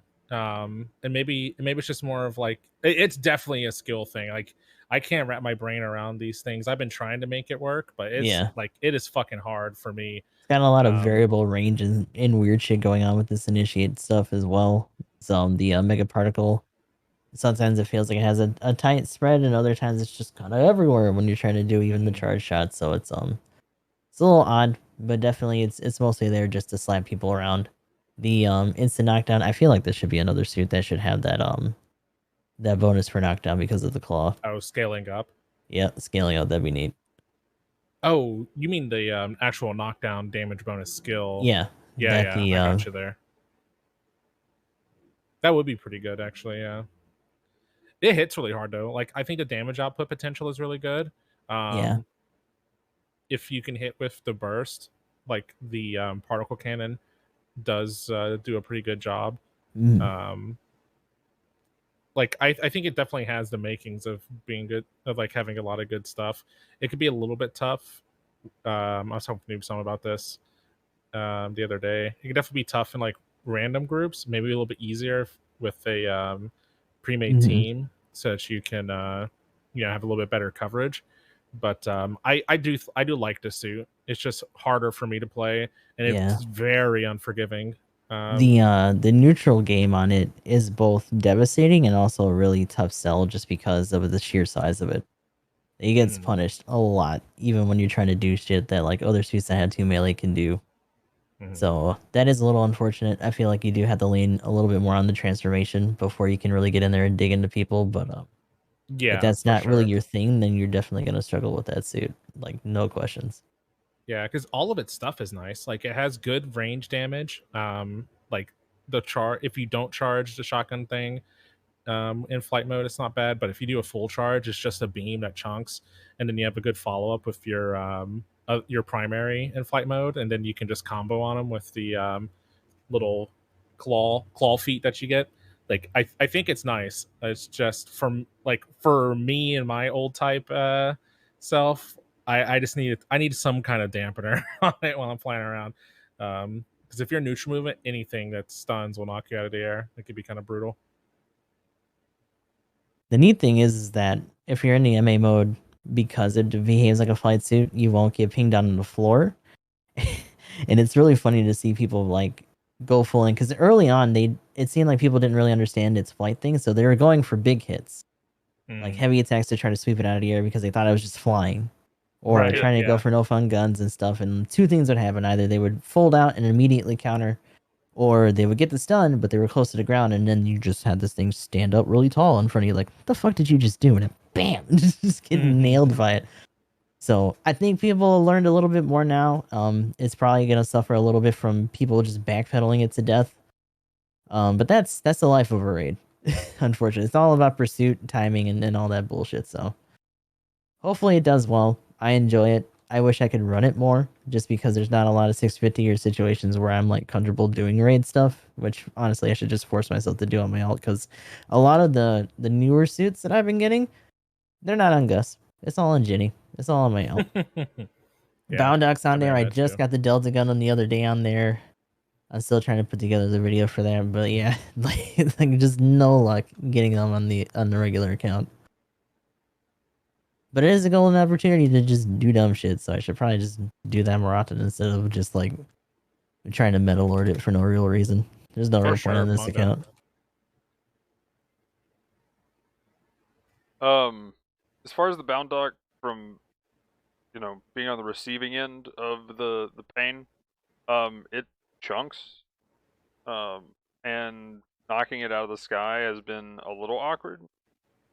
But for the most part, I just either missile it with the game lock, or what else? I was just doing Phaz, so I would just full auto with the Vulcans for the most part. It worked. It's been pretty solid so far. Luckily with the Phaz, it can't really just straight up stun me. It has to do the shotgun thing, which is pretty consistent, but when it's flying, I don't have to worry about it too much. So I think you should be able to fire the shotgun thing while it's boosting. Yeah, if it was able to do the shotgun thing a little more consistently, then I would be a lot more afraid of it. But other than that, I've been able to do some good damage, especially when it's flying at me too with the game lock. I could just crouch, do my big full charge, and at least trade one big hit against it. I'm probably dead after that, but at least I can, hit it for 5 to 6k and then probably cry. But at least I can do something to it. If I'm anything else, it's just straight bully mode. But yeah, I'm so glad this thing's in the game, and I think they did pretty well with the charge beam for the shotgun. The charge, I think, is pretty awesome actually. And just how they did the shotgun thing is really good. That's probably my favorite part about it. Like, I wanted it to kind of do some kind of beam vomit type stuff, and it's pretty vomity. It's there. That's why I want it so bad. But hopefully I get it randomly during the anniversary. I can always dream. Yeah, chances should be good. We'll probably get a lot of the same stuff from last year. And then finally, which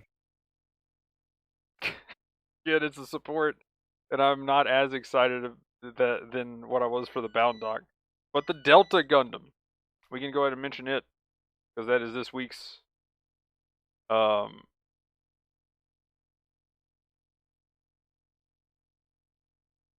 Delta Gundam. Overall, man, does it need more health. It really does. It does introduce a skill, kind of like the Zolda did, that I think would be cool to actually see on other suits that have the exact same beam coating.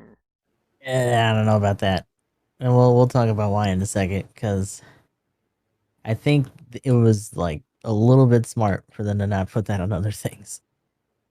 I would like to see it, but I think they should trade off some of the downside a little bit for it. Mhm. I feel like would they'd love really that have to skill on the readjust it. Shiki. Having that on the regular Yeah. Shiki would be kind of neat It would and make it also even really worse, detrimental. probably. It'd make it suck. It'd be bad.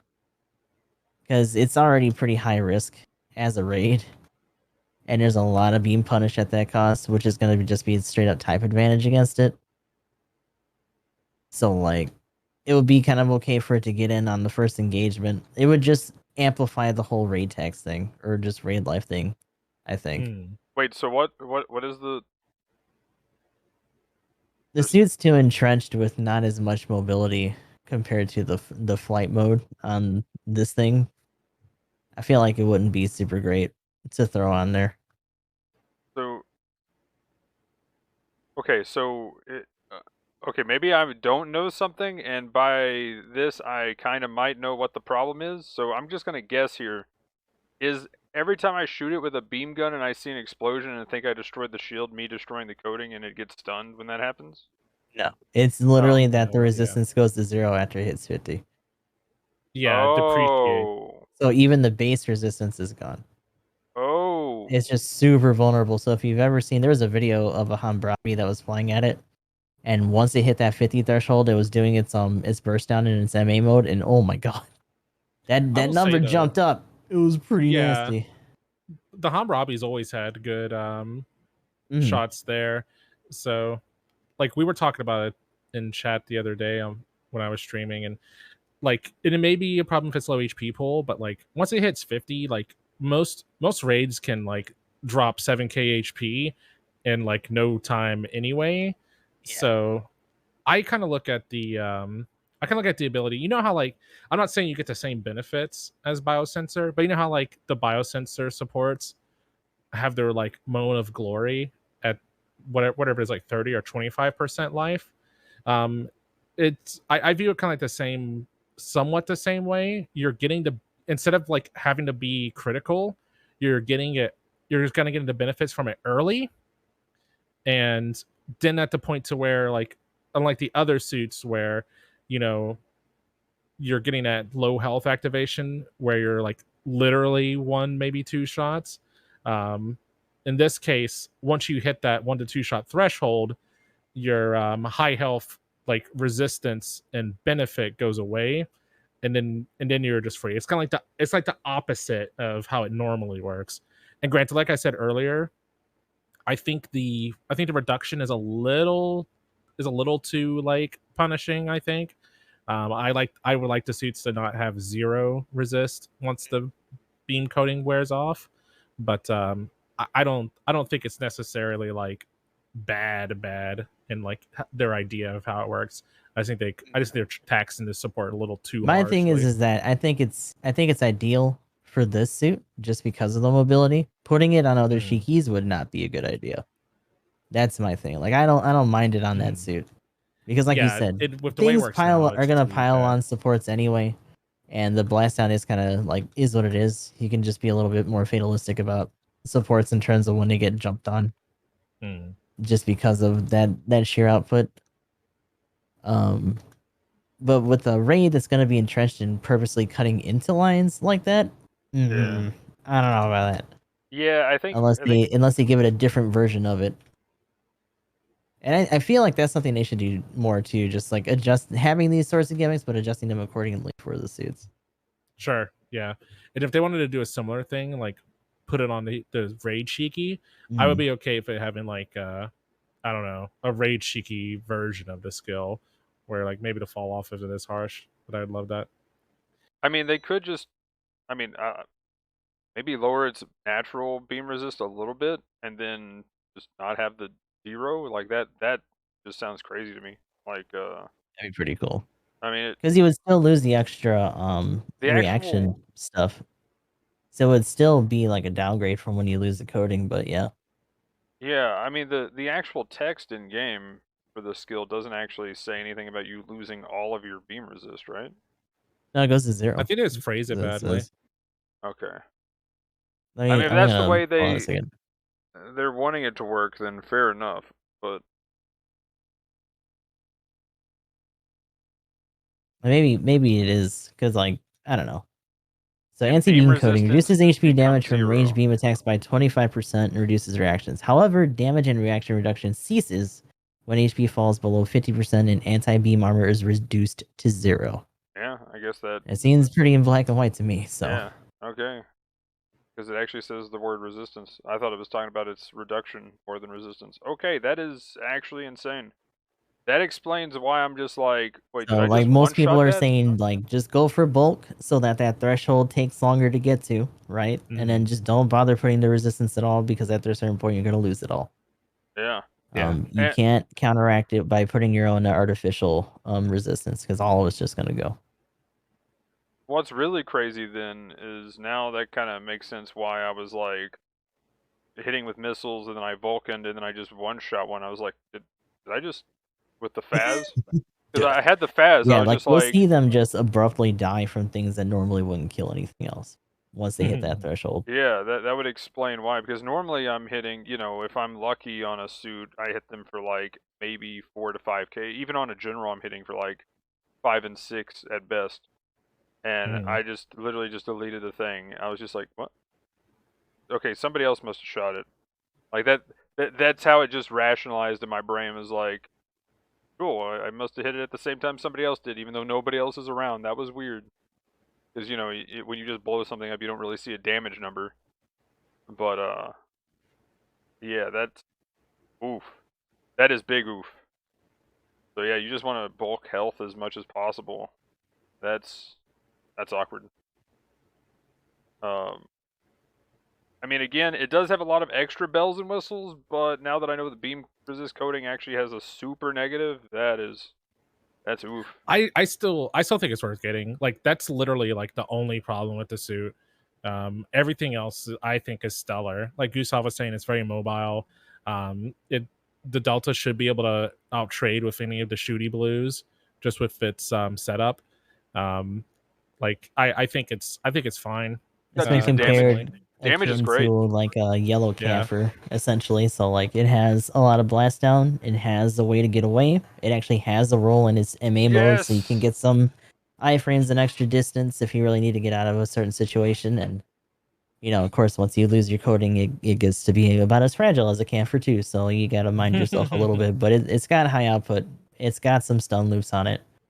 Yeah. I don't really like the blast down alt fire in the MA mode for the shield beam. I kind of wish it just stayed like it is in the neutral mode, but that's just me essentially wanting a yellow Roselle.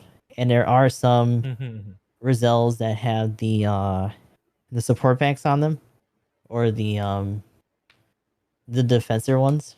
So we'll be getting those eventually, but this isn't it. But it's still an interesting look into what it could be like. Yeah, and if anything, it's got all the strong. It's got a lot of this defensive strong points of the Kshatriya that you were talking about earlier. It's just you lose it all and become very vulnerable at 50% health. It's maybe that's part of the tax for being a lower cost And and a having 2 2-star. less stars as well. Maybe, and being a support. So much tax, dude. Why? Yeah, Phil, support, man. You should play. You should play good putting it on suits there. like raids Oh my and generals. goodness. Tax. Stop playing supports. I just Don't do play supports on like. There's several just play maps the that like Phaz. supports are essentially like unspokenly banned at this point, and I don't see any of that changing anytime soon. Like supports have had to take up Haven and Supply Depot at this point, and like maybe Impact and shit in terms of commonly run maps for like rated and whatnot.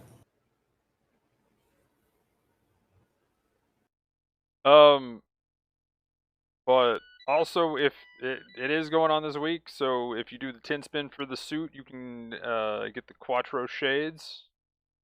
OP cosmetic, let's go. Very powerful. Your cool stat goes up by 10.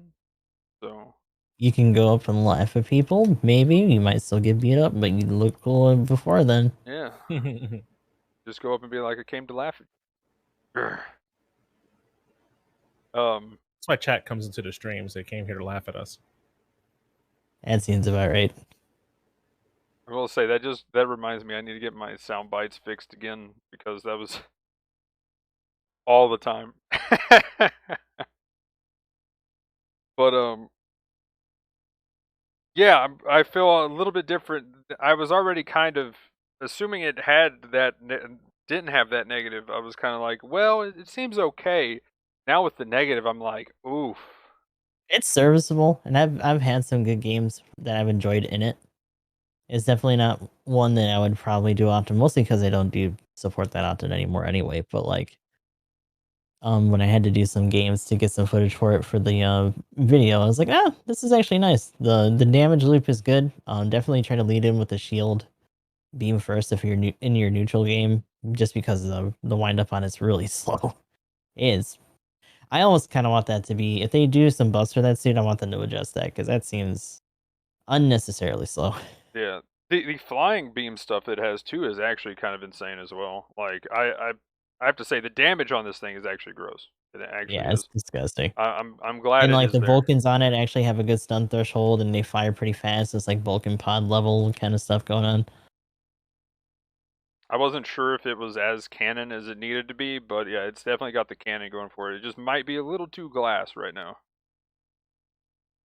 But it's Worth support life. Go. Oh no. Oh no.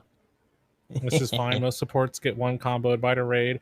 Most of them. Yeah, but now most they of them get don't one even beam care if you comboed have. by a Most raids don't care if you have 50 or 0 beam resist once they're in your face anyway.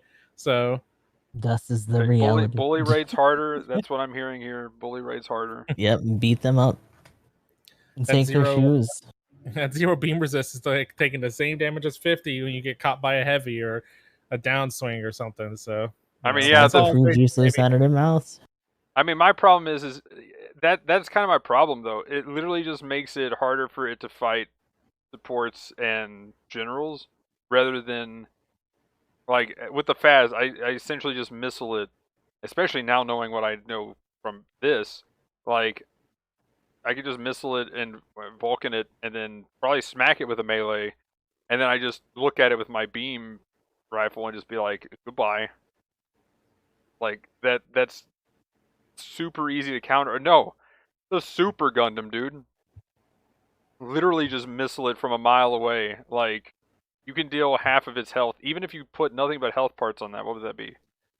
Well, you would still it's not like you would have a free open, right? Because unless it's literally just standing still, it wouldn't be just eating those missiles. Oh right? yeah, but I mean, still, that you only need to hit it with about 10 of them. Its ballistic resist isn't that crazy.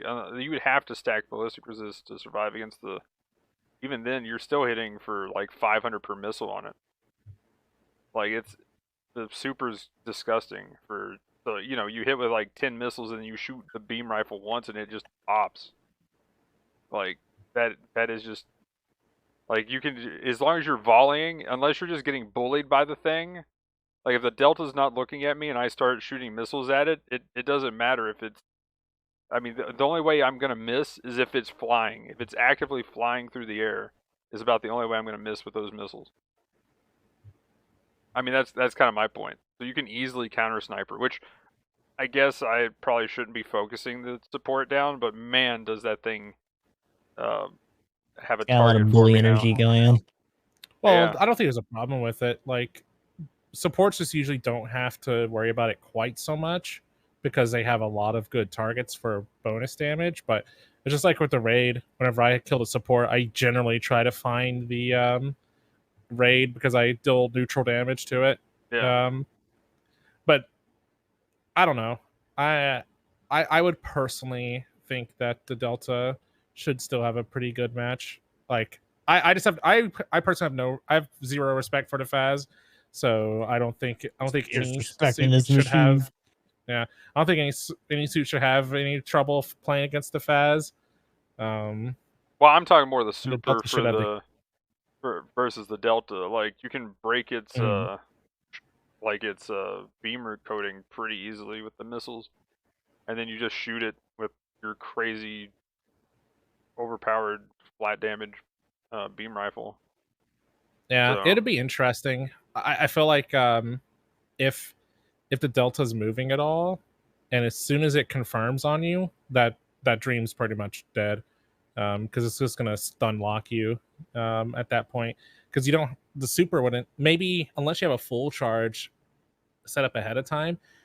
If at full health you can't even stun the Delta, and then yeah, you're but hoping that it like gets hit by most of the missiles. All it has to do is touch you at that point, and the super doesnn't have anything to protect itself from getting stagger locked, which the Delta excels in. if you're close to being meleeed, though, that's the only problem with the super is that its melee resist is nothing, but its beam and ballistic is amazing. So like, I don't know, I would take that trade any day. Like you're gonna stun me a few times, you're gonna do some decent damage to me, but in the end, all I gotta do is get you to half health with missiles, and all I gotta do is hit you with enough of them at a good distance. Like now, if you're find me in melee range, you're gonna bully me to death, and that's not gonna be good. But like at any kind of range, the super just at least gets you to 4th health before you even get to stun me, kind of thing. Like that, I'll take it'd that be trade. interesting. Yeah, I think for me personally, I think the Delta would be an advantage against both of those matchups that you mentioned, but that would just be my take on it. If we're talking about like a scenario where there's no outside interference, I just don't see the Faz or the Super Gundam being in a situation where Faz, I like will say, is a bit obviously harder. You have to get closer with the Mhm. Faz to easily win that trade. You can use your beam rifle as well. You still do decent damage. It's not like it's horrible, but you have to use your beam rifle with it. I'm just kind of not even with the super. You don't even have to use the beam rifle. You're not going to get a stun anyway, so why do a huge amount less damage? Just go straight for the missiles and blindside them with a few hits. So that's I don't know. So far I haven't had any problem with the Delta. Right. Has been my main thing, and I'm just curious now to see something like the like a general like the what is it, the Rigazee Kai, like go against this thing that has decent beam weapons to actually bully once that breaks. Like you got a lot of beam that you can just spam. Any kind of like the beam heavy generals that shooty beam generals. I'm really curious to see what they can do once this thing hits half health. I mean, that's my big. That's my only problem. If the raids again, they're meleeing most of the time. Once they get on you, cool. There's a few raids that are gonna shoot you from a distance with beams. I'm not too worried about them. They were gonna kill you anyway, most likely, by getting into melee range and killing you anyway. So, yeah, I don't really fear that as much. Being able to take a hit and then walk behind a building because you didn't get stunned is 10 out of 10 versus the raid. But my problem comes when it goes to like the generals. Really, the support fights are support fights, right? A lot of times you're just literally trading blows back and forth with each other. Like, okay, I stunned you 3 times. Oh, well, now I'm stunning you 3 times. Oh, right? That happens a lot. But for my question is can a general just like, generals already have a pretty good advantage by being able to stun and like melee knockdown. I'm just curious to see if you can actually poke well with a general on this thing, because you whittle it down with like missiles and then you're just like, oh, now I got a beam rifle that I can spam. Goodbye. So really curious to see how that works. I guess that's more my main concern. I think in a similar scenario, Delta should be in a pretty decent spot. Same idea. They would have to use maybe if they're running bazooka, like maybe like a Mark II or something like that. Not getting like stunned beforehand. Like it may come down to distance and as the first stun off, or something like that. But if the Mark II can zook it and then get like a hit in, initially or something like that, it may be a little bit of trouble for the Delta, but I think if the Delta starts its stun loop and the whatever it's fighting against doesn't have some kind of like quick build up or ballistic option, like the Delta should be in a pretty good spot against most of the. I think definitely the range like blues, to some degree. Like you might have a little bit of trouble with stuff that has like maybe like a quick missile build up setup or something like that. But any of the like non-instant ballistic stuns or something like that would probably be like your big problem. But like in a group, I think like just mixing in with the boys and throwing your damage out and just supplementing with stuns and out like normal damage output, like is where the Delta Plus kind of like shines. Oh yeah, Yeah. Very similar for to sure. a lot of the other high mobility supports that they have put out.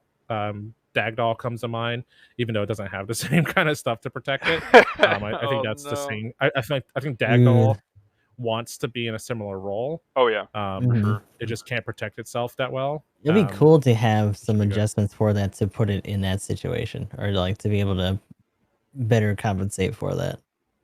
Yeah, because I don't think biosensor or whatever skill it has, because it gets the dodge rolls and stuff like that skill too, right? Like, Nope. no. Nope. Oh wow, Just it's more even output, worse. I It's even think. worse than I No, remember. it's so it's actually a whole Yeah, lot they- worse than you remember. Like, Yeah. it has nothing. You have 0 defensive layers on the Dagdaw. but it has a long beam saber. Yeah, so it's But it can do Zeta things. That's so valuable. What do you With mean? level 1 Yeah. melee as a 4-star. Disgusting. yeah. I just think people are getting a little bit too stuck on the skill fall off. It's really strong beforehand. Oh yeah, I mean the suit's Um, good. I for sure. don't know. I think it does need a buff though. Personally, I think it does need a buff. Like, and it might be just a skill cap thing, like better positioning, following up with good flight mode stuff. Like that's also the C1, right? There's a lot of people Mhm. who, when they play the C1, they just do heavy stun and melee a couple of times, and that's it. I've seen this thing like fly at a general, and I don't know, like, you know, how much it's actually doing per hit, but I just see a general just melt when this thing flies at it. I'm just like, whoa, this is kind of gross. I just witnessed something disgusting right there. What was that? So like, I witnessed something wicked. yeah, like it actually has some crazy damage in flight mode at the same time, which I think is one of the big deals. Like actually being able to do that and then turning and dodge rolling to then transform and then you hit the ground as fast as possible behind a building. Like I think little things like that are a pretty big deal, because especially when you kind of come in from left field all of a sudden, surprise somebody, then quickly slow down and turn, rotate, and then dodge roll behind a building kind of deal. Like I think little positioning things like that is what's going to give it kind of more of the edge, and tiny little things using its maneuverability I think is going to be the big deal. Mm. And then being able to also transform, and not only, like, I would say one of the problems with the C1 is it does have good damage, but when you're trying to fly away, you don't have a guarantee to get at least a bit of distance from the raid, and actually being able to transform, and if you're on good health, definitely flying away from the raid, and then being able to like dodge roll at the same time, and not just instantly getting shot out of the air half the time from most of the things that's shooting at you is a Yeah. huge deal. So I think being able to actually retreat and reposition is literally what we were kind of assuming flight mode would be for supports, until we found out that flight mode for supports was It's heavily taxed. support taxed to get knocked out of the sky. So this actually having the ability to do the reposition that we talked about forever ago is huge. Pretty much Gaza, literally, the funny thing is Gaza Sea energy here. Big Gaza Sea energy. Yeah. I would just say need the anybody... Gaza E.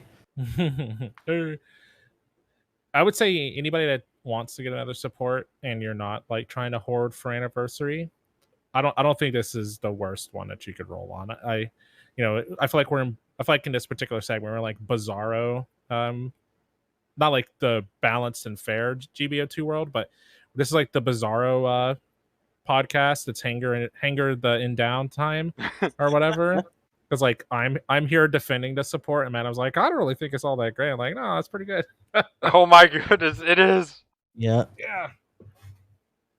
I will say that I kind of want the output on the all burst on the rifle to be a little bit better. The stun threshold on it's really nice though.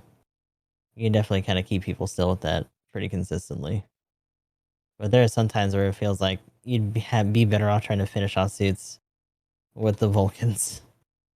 Which they're nice, but that really shouldn't be the case when you have a whole ass other gun or like mode on your main gun.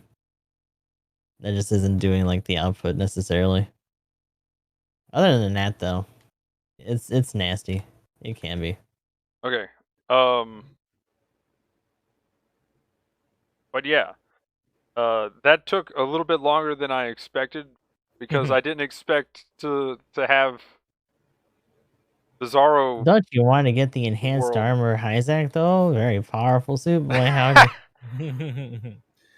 Well, I think I think I was expecting this one to take a bit longer. Like I think it's kind of like besides back to being like new. I think the Delta's been a bit of a point of contention because it's been kind of like a pretty broad side of like, you know, oh, it's good, or like, oh no, the skill's too crippling, it's bad, no, not enough health or whatever. But definitely seen both sides of the fence on it. I do think it needs a little bit more health. I do think it needs a buff, but I think it Yeah, just that needs, health needs to get pumped. It either needs health to kind of, because that I do think it's negative. I do think it's negative either way is a bit much.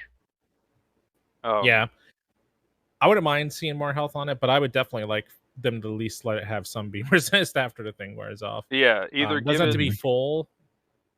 Like having half of the base resist would be all right. Yeah, like maybe taking its base down to like, or maybe literally that's what it has. It just has half resist. So like even if you take it up to 50, at most you could get to is 25. I think that would be fine.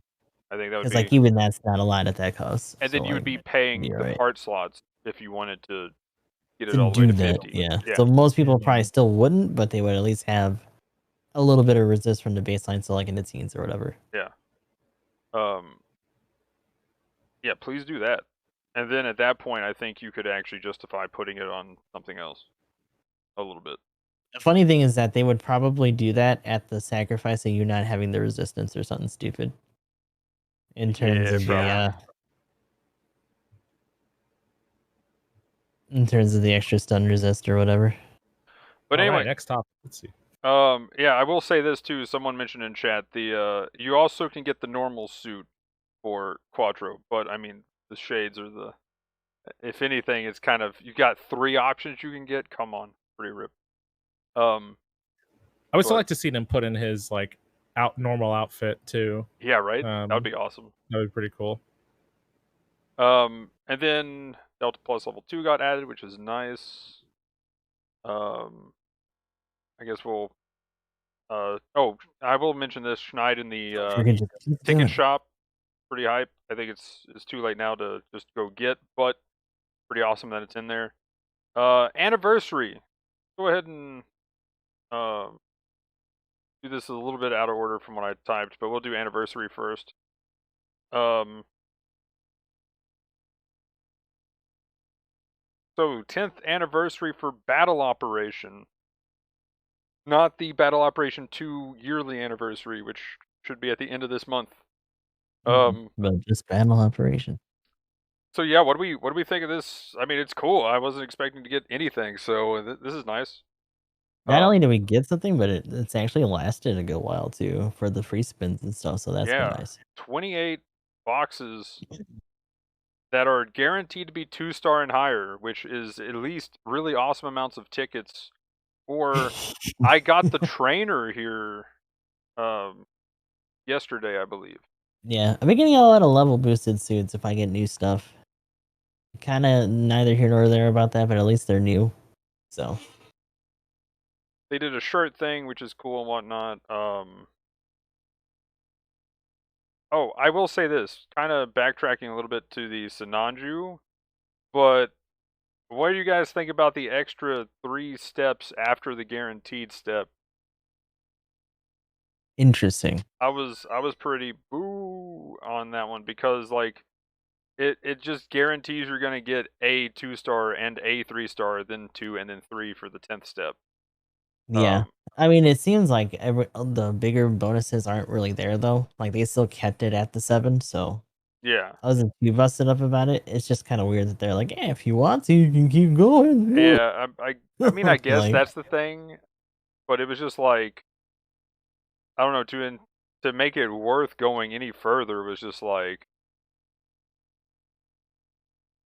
I don't know, it was a bit much to keep going because it's like that is a lot of extra tokens to spend. That's another 90 tokens to just get what could be a dupe, Mhm. even if it is a guaranteed 3-star or 3 3-stars. It's still dupe territory potential. So I don't know. If they were like tacking them on top specifically because of how many tokens it takes to get there, then that would be cool because then it would be 12 and then you get 14 and then you get 16 total boxes. Like that would be insane. Like I would definitely think that's worth it if they were tacking them on top. Mhm. Like, but other than that, and then also you don't have the you're losing the extra bonus for 4-stars. So if you're doing it for 4-stars, there's not really much of a reason to do it then. I mean, I guess they're Yeah. technically 3-star and higher, but I don't even know if they're or higher. But yeah, that is part of the anniversary, I guess. That was technically one of the pages here. But yeah, Emblem, you said when we get to the anniversary, were you talking about anniversary speculation or were you talking about this? I don't Probably a recall little what bit you of were saying. both. I was talking about the GBO2 anniversary Okay. stuff. But I mean, what did you think? I mean, again, we kind of already mentioned the pick the suit thing for that banner. I'll also try to have the links for those in the description below. They did a cool little header thing for Twitter icons and whatnot. I was out. I need to check that out. I remember seeing it, but I never followed back up on it. Yeah, I can link that in the description as well. You gotta like add them with the hashtag or whatever, something like that. Did I send it to you? Let's see.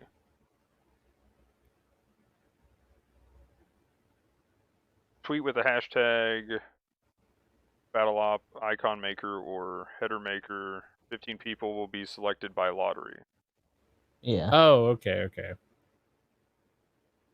I think I forgot that was a contest. I thought they were just gonna like create a little thing, kind of like the little player card thing. I wonder. I just didn't read it I enough. wonder if we're actually eligible for that.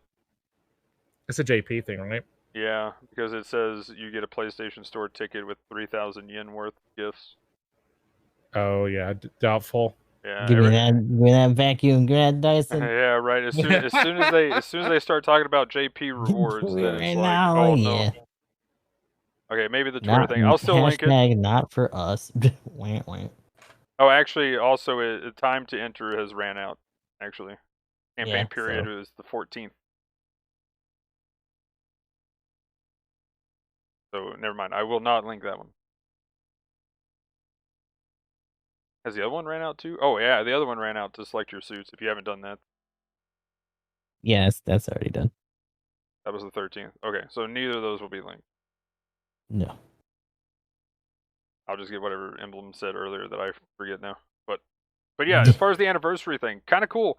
Came out of nowhere. It was really cool watching that video though, seeing like some of the old stuff and kind of seeing, you know, the battle operation next and what that, because I really didn't look up too much about it, and seeing that gameplay and being like, this isn't battle operation, kinda, sorta.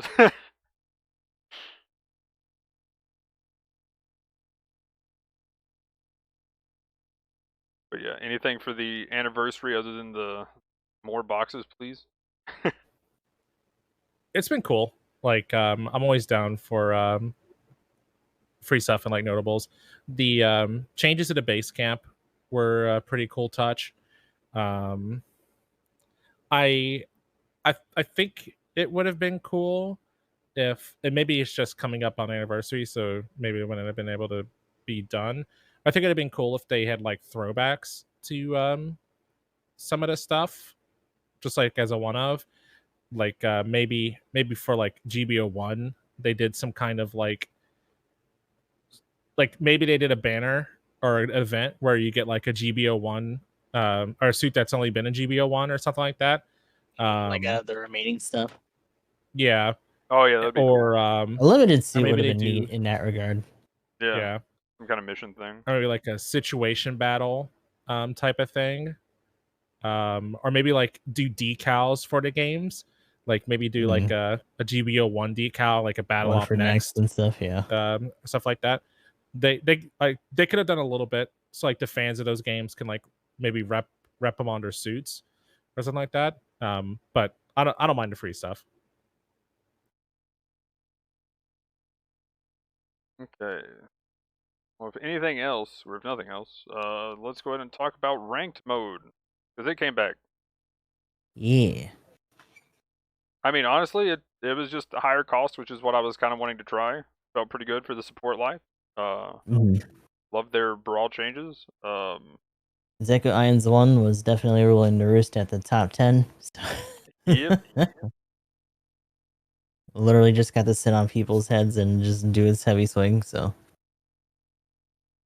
I will say I didn't do it myself, mostly just because I've already had the clan suit. The level boosted one was neither here nor there, but it has been cool to see that suit make a resurgence in rated. Yeah. Oh, for sure. Yeah, I got it. I haven't got to play it yet, but I've definitely, as soon as I see 450 and I'm going in, I'm definitely going to give it a go.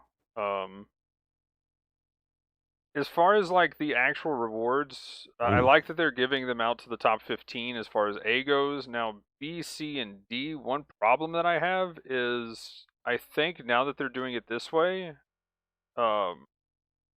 maybe give a little bit longer of a period to do it, and maybe give a few more games, I think would be a change they could do. Or if they're doing it in a shorter period, maybe give a few more games, possibly. Because like how many, you have like what, 10, or is it 20 games actually? Maybe I'm crazy, because I remember reading the 12 thing, and then I was like, oh wait, that's wrong. So what, you have 20 games, isn't it? Like across the days or whatever. Yeah. It's like, I think, Or is wasn't it 10 10 per? Wasn't it just 10 period? That was 10 per day. That's what I thought. It was 10 per day, but technically you only had 2 days to do it. So I think it was 20. I think 20 is fine then, actually. Yeah. If it's 10 per and you have 20 total, then cool. For some reason, I was thinking it was only 10, and that was it for the entire segment, which... Yeah, that'd be a little weird. I think it's fine, but I mean, I was kind of late the first day, so... So I didn't get to start till, I think, the second day. But if you have 20 total, then I think that's fine, actually. If it was just 10, I think that's where I was getting myself confused. But yeah, if it's not 20, then they need to at least up it to where it could be like around 20, because that way you have a better sample size for yourself. Because some of those brawl games are just like, well, this was weird. Everybody decided to run and hide in corners.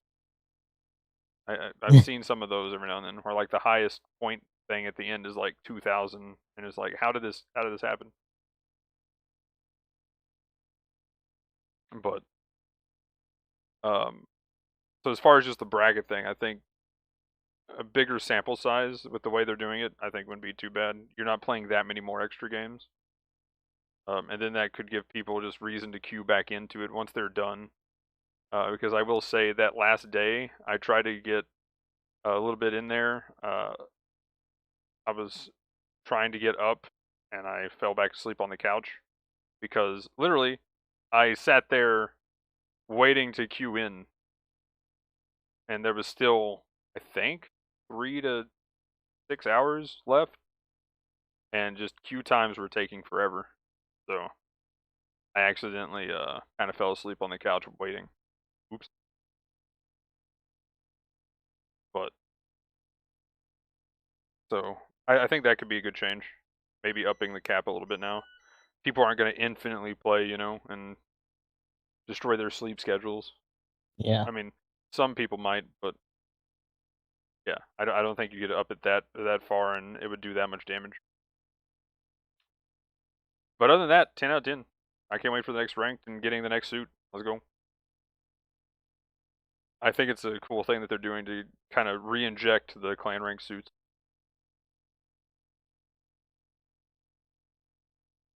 Okay, next. Oh, buffs and nerfs. We'll go ahead and hit the top ones here on this. We won't go through every detail this time. They finally retouched, I think this is notable to mention, they retouched on the White Dingo. They just decided to stop the rigidity of movement after firing instead of going with their first plan, which, I don't know, I think they could have kept with the same idea and kind of kept redoing it a little bit till it finally fit, but I guess this works. I mean, we'll see at the end of this month when anniversary hits if it was actually effective. I'm just really curious to see. That's mainly the thing. What they did is they just reduced rigidity time on both normal use and focus, and they reduced the heat rate to 50%. They also gave it observational data link, which I think could be a way that if there's, you know, fear of raids at that cost, you could maybe mix it up, and instead of playing a proper support, you could actually just run no support and use that and play it like a sniper. So I kind of think that's interesting. If you like sniping and you're like a support main, you could maybe use this instead. If they kind of go that route so that it doesn't have to do its melee to really get in there and, you know, achieve the damage it needs to achieve, I think that would be kind of cool. But that's kind of my take on the White Dingo. If they kind of could change it into something, because I mean it's technically a sniper, right? Stamen got a buff, kind of cool. Nothing too notable there. Zoku Barzam. Barzam definitely needed it, especially his legs. Like buffer OP. I think I've been seeing more Barzam, so probably because of the adjustments. Gogu got a buff, I think, because of the stars Gogu coming in. I think Gogu's needed some love anyway. Please just buff the beam rifle. That's still, I think, what one thing they need to do for sure. Buff the beam rifle. Period. GM3 close combat got a buff. Kind of interesting to see that. Nothing too crazy though. Hammurabi got a buff. Mainly for the level 3. And then the big notable one for me, which I've already mentioned a few times, the Faz. And I was using it in clan ranked and it was fantastic. It was glorious. Yes. For real though, actually being able to use the hyper mega cannon like multiple times in a game effectively is amazing. That is all. It's actually a normal weapon now. Yay. 18 seconds to one-shot somebody. Let's go. It's great for ace match. Like, this is a crazy ace match support, especially at 600. Now with damage control, there's not that many suits that have crazy build-up stun. So damage control actually is pretty nice at level 1. Level 2 definitely can build up still, but damage control is huge. If they ever put it to 2, this thing definitely would be needed it. OP. Which I'll sum up my thoughts on the adjustments. I'll quote myself from the other day. The Faz was a trash can when it came out, and with the adjustments that they made, they just gave it a lid. So still a trash can. They just gave it a little touch up. Still a trash can. Faz is good, okay? Where's Maniac at? Let's go. Faz players unite. You're right. It is a good meal. I fill up on Faz. Yes. I think I've seen like one Faz in my matches, maybe 2 since they've made the adjustments in my games, and I always love to see the Faz, except for when it has like a fucking Dovin Wolf babysitting it or something. Like if I had to deal with like the Faz and anybody else, it could be trouble just because of 2v1 things. But yeah, Faz is pretty free still, to me anyway. But yeah, overall, being able to use the Hyper Mega Cannon now at least, and having a reason to charge it is actually pretty hype. I guess that's the main thing. Damage control definitely did help though. But yeah, that's the main thing for supports. Other than that, Rick Deja got a buff.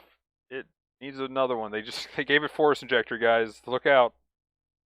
Fort with Force Injector, man. Yeah.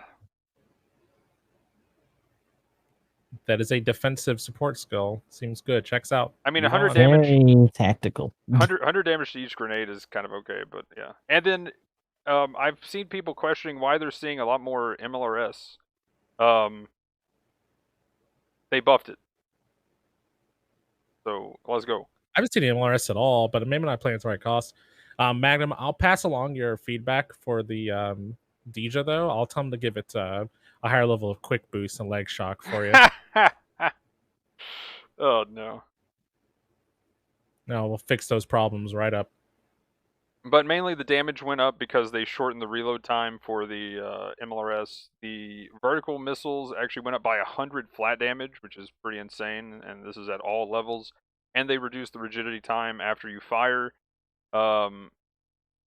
And they gave it better stats for damage and speed and stuff at level 3, and then more health at level 4, which it definitely needs because, yeah, even though it has a giant shield, heavy attacks exist. Yeah, this is true. And also, people have just gotten better at not hitting the shield when they start meleeing wildly. So, thruster also went up, which is nice too, to kind of bring it up to power creep standards. But yeah, other than that, that's pretty much it. So for me, those were the big ones. MLRS feels good. Faz feels pretty good. That's it for supports. And then, oh, I guess they did buff the beam sniper rifle. Or is this a separate one from the White Dingo? They did up the power though. So if this is the White Dingo's one, then yeah, exactly what I was talking about. Yeah, I believe it is. Okay. And hit detection as well. That's pretty nice. Big hitbox. Oh, Zoku 1 sniper is what this is for. Oh, okay. They're still trying to make they're still trying to make the beam rifle a thing that it wants. I'll take it, I guess. But yeah, that's the buffs and nerfs. If you guys have anything else for that, go ahead and comment. But now let's talk some speculation on the anniversary and the new suits, and then we'll wrap things up.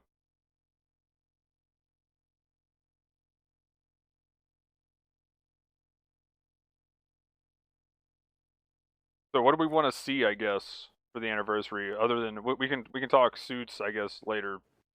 I think we can expect unicorn things, but what do we want to see for the like event stuff, like boxes and whatnot? Like, I'm curious if we're paying 10th anniversary reward tax for the actual anniversary event. You know what I'm saying? Just like because they did stuff now, they might not do as much like for the actual Annie itself. Yeah, I'm curious if we see like. I feel like they'd shoot themselves in the foot if they did that. I agree. I mean, I agree too, but at the same time, it's like, I don't know. Simple hands coming on, look at him go. What? Hang on, let me just. No, it's just forming around my hair right now. Oh no. But anyway, I will say I want tokens day 1. That way I don't have to get any more to guarantee a unicorn. All I'm saying. But tokens day 1, at least 30. You mean a weekly free 10 spin? Gotcha. Okay. Yeah. No tokens, just free rolls. 30 tokens, They've done that. They've done 60 before, so 30 tokens day one, and then maybe like they did the last time they gave out tokens, and do it like week 4 or week 5 is another 30 tokens. A hangar event. Give us parts. Give us the level 5 parts, and give us some of these level up parts, or at least put the level up. Give us DP shop level 5 parts, and these level up parts in the ticket shop, please. I actually have enough tickets right now to be able to actually buy something. Now watch each part be like 500 tickets per part or something. Oh yeah. But well, yeah, something like that. The level 5 parts in the DP store, because that's 2 years ago at this point. And we still don't have access to them unless you get them randomly out of a crate at the end of a game. Right? Is that the only way to get those? I think most of them are 3 stars. Maybe, yeah. So yeah, and honestly, at this point, I'd rather tokens than those parts out of those crates. So, so yeah, please put the level 5s in the DP store and the new things in the ticket. That one is definitely my wishful thinking. But some kind of part thing when they do the hangar event, and then I think that's pretty much mostly what I want to see. Tokens, obviously cool suits, but yeah. Tokens, hangar event, and part stuff. Because we haven't seen part stuff, like I said, in like what, 2 years now? Yeah, it's So- been a minute. And actually, 5 weeks. I personally have a few different theories on what we're gonna do for anniversary. Most of it has to do with like suit releases. I actually just came of another one looking at chat. So like I think the safe one will be like, you know, we'll get to Unicorn, we'll get to Banshee, probably like a silver bullet, something along those lines. Some kind of suitable support suit. I don't know. I can't think of. I had one. I can't think of what it is right now. Just to kind of cover things up. Maybe a Stein or something like that. But personally, what I actually, if we're not going off the like, you know, the path of least resistance, I think that anniversary could have some Oops All Unicorns action. And that could go down. That could go down like a few routes. They might do the new Sazabi route with the Unicorn and Banshee. I can see that. Oh, for sure. The splash art's definitely going to be the new with the Banshee, I think. Or I could be completely wrong, but, you know, I think it'll do both, personally. Yeah, Unicorn Banshee. They're going to have the Unicorn Gundam, and it's going to have the PMU logo emblazoned somewhere on it. Yeah. Let's go. But, so my thoughts would be, we'll either have like a thing where we'll lead them to Unicorn, and this is side one of the Oops All Unicorns theory. Lead them to Unicorn. It'll probably be a blue. Primary weapon will be the beam Magnum, and it'll have like a banner rollable bazooka. And the next one will be the Banshee. It could be either the Banshee or the Banshee Noir or Norn or whatever. It'll be a raid regardless. Then we have the Phoenix as a support. Yep, Phoenix as a support, and or we'll have the full armor Unicorn as a support. One of the two, but it'll be we'll just like check all the boxes. Unicorn, Phoenix, Banshee, and you know, that'll be pretty cool. And maybe the narrative will show up somewhere for if we're dreaming real big. So we would need to wait for that, because technically the Phoenix existed in Unicorn, right? It just wasn't relevant. It was like forget if it was like a sister unit or it was just put together from the remains of the other two, something like that. Was it ever actually mentioned in Unicorn? And then the narrative itself is like based on the same concept, but also just running like new parts. And by that I mean the new Gundam, just because it was kind of cobbled together as well to contest the Phoenix.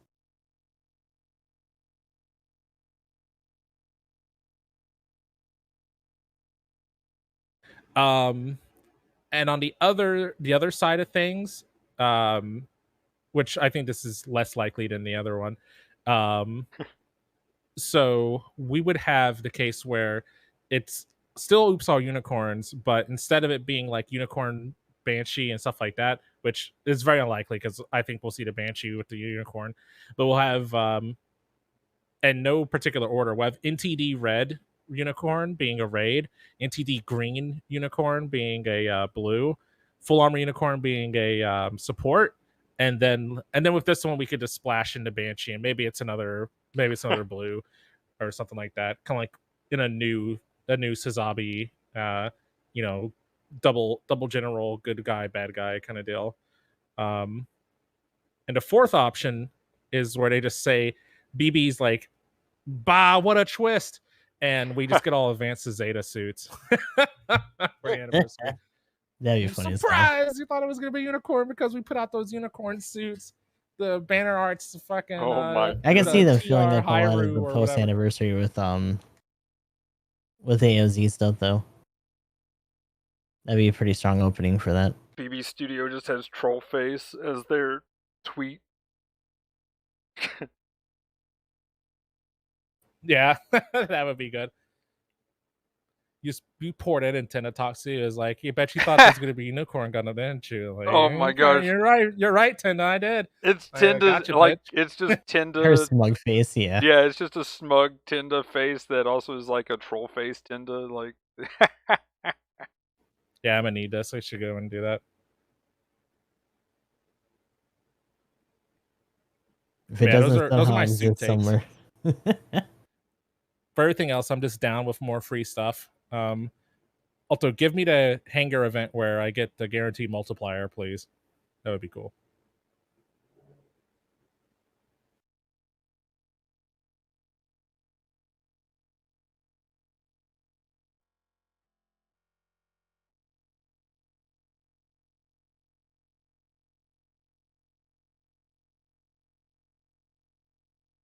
Oof.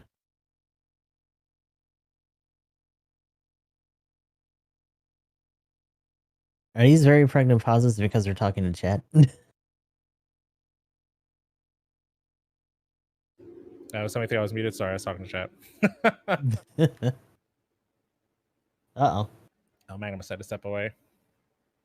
Oh, okay.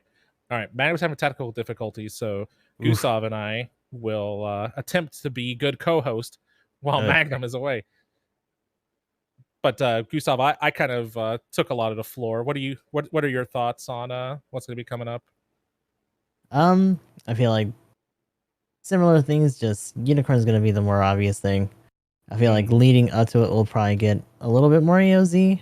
I feel like if they try to get into too many more like side suits for Unicorn, it might take away not necessarily from the banner, but what they post after the fact. And I still think that AOZ would be a good like follow up afterwards, because AOZ also has a lot of good things that could be for PvE, but I'm assuming they're gonna do Neo Zeong and stuff like that for when the actual anniversary drops. I think it's either be Neo Zeong or whatever the mobile armor Lonnie was in for the PvE. The Shamblo, yeah. Yeah. Shamblo would be a good one because I think we just had another space one, or like it was a recap. Yeah, a lot of the newer ones have been space only, and that would be another ground one, so that would be an opportunity. Not to mention that's a pretty iconic sequence, so like I feel like they'd probably be like, "Oh, remember this thing that we have all the suits for now? Yeah." Okay, I think I'm back. You are. Oot. Okay. So yeah, that I don't know if you noticed me just like owl my ears, but I just had the loudest pop go off in both, where the driver like broke or whatever. I don't know if you know what I'm talking about, like when something gets plugged in or unplugged. Yeah, and that like, kind of pop. Only really it loud. was really loud. I was just like, ow. But I didn't know if you guys could hear me, so I was like, continue on if you could hear this. I'll be back. But anyway, okay.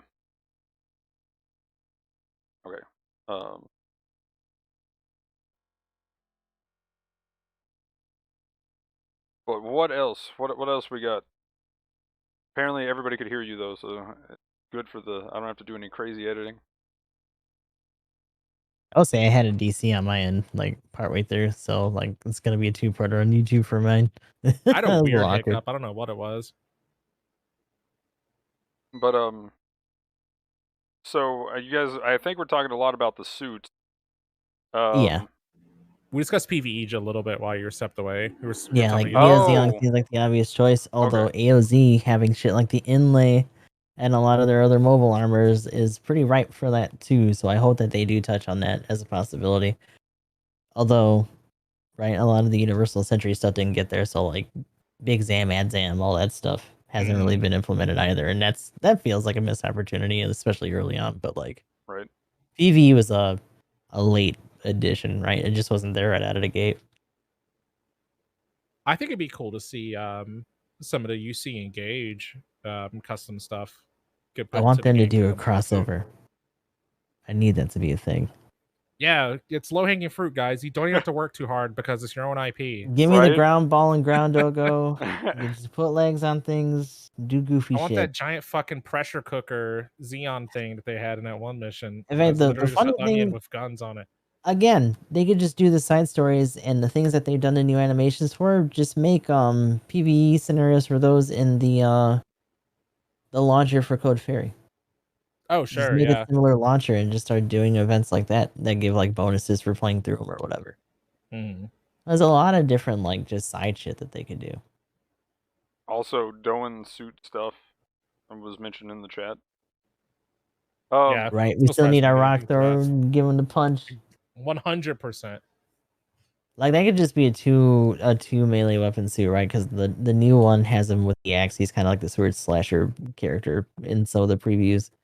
But they could also just give him the punch on top of that, and that'd be hilarious. What would the limited suit be for anniversary? I think people were saying, what the hell is it? One of the tactical suits, the Jesta, might be one. That would make sense. I can see that, yeah.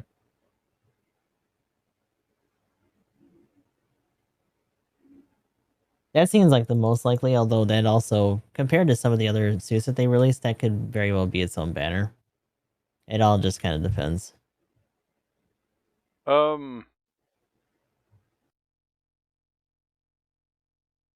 Another one. Oh, Silver Bullet would be kind of cool. I'm just looking up suit names. But you know what would be really funny? Get like Code Fairy level of, you know, Char PvE fight. Only that's the Phoenix, and that's what we fight as a boss. Is the Phoenix is a boss that has like the Char That'd be fight a lot of fun. Or mechanics. like a really cracked Sinanju. Or that, yeah. I can see them doing something like that if they get around to putting narrative stuff in the game. And by that I mean just narrative. Because like what besides do they have any custom like narrative only suits in that one? Besides like maybe a variant of pre-existing stuff, besides like the narrative Gundam itself. I mean, the Phoenix already existed, I guess, but it was Tiddler in there. Because it's like not very far off, so my next say no. Probably not. Yeah. I just don't think there's enough new suit presence for them to be able to, besides just having like maybe like a 2-day banner thing was like, well, here's the narrative and here's the Phoenix, you know. Oh, the limited suit, the Gustav Karl. There we go. Yeah. Although, what was the other one? What was the Mafti suit? If we're talking about that, because that'd be Hathaway as well.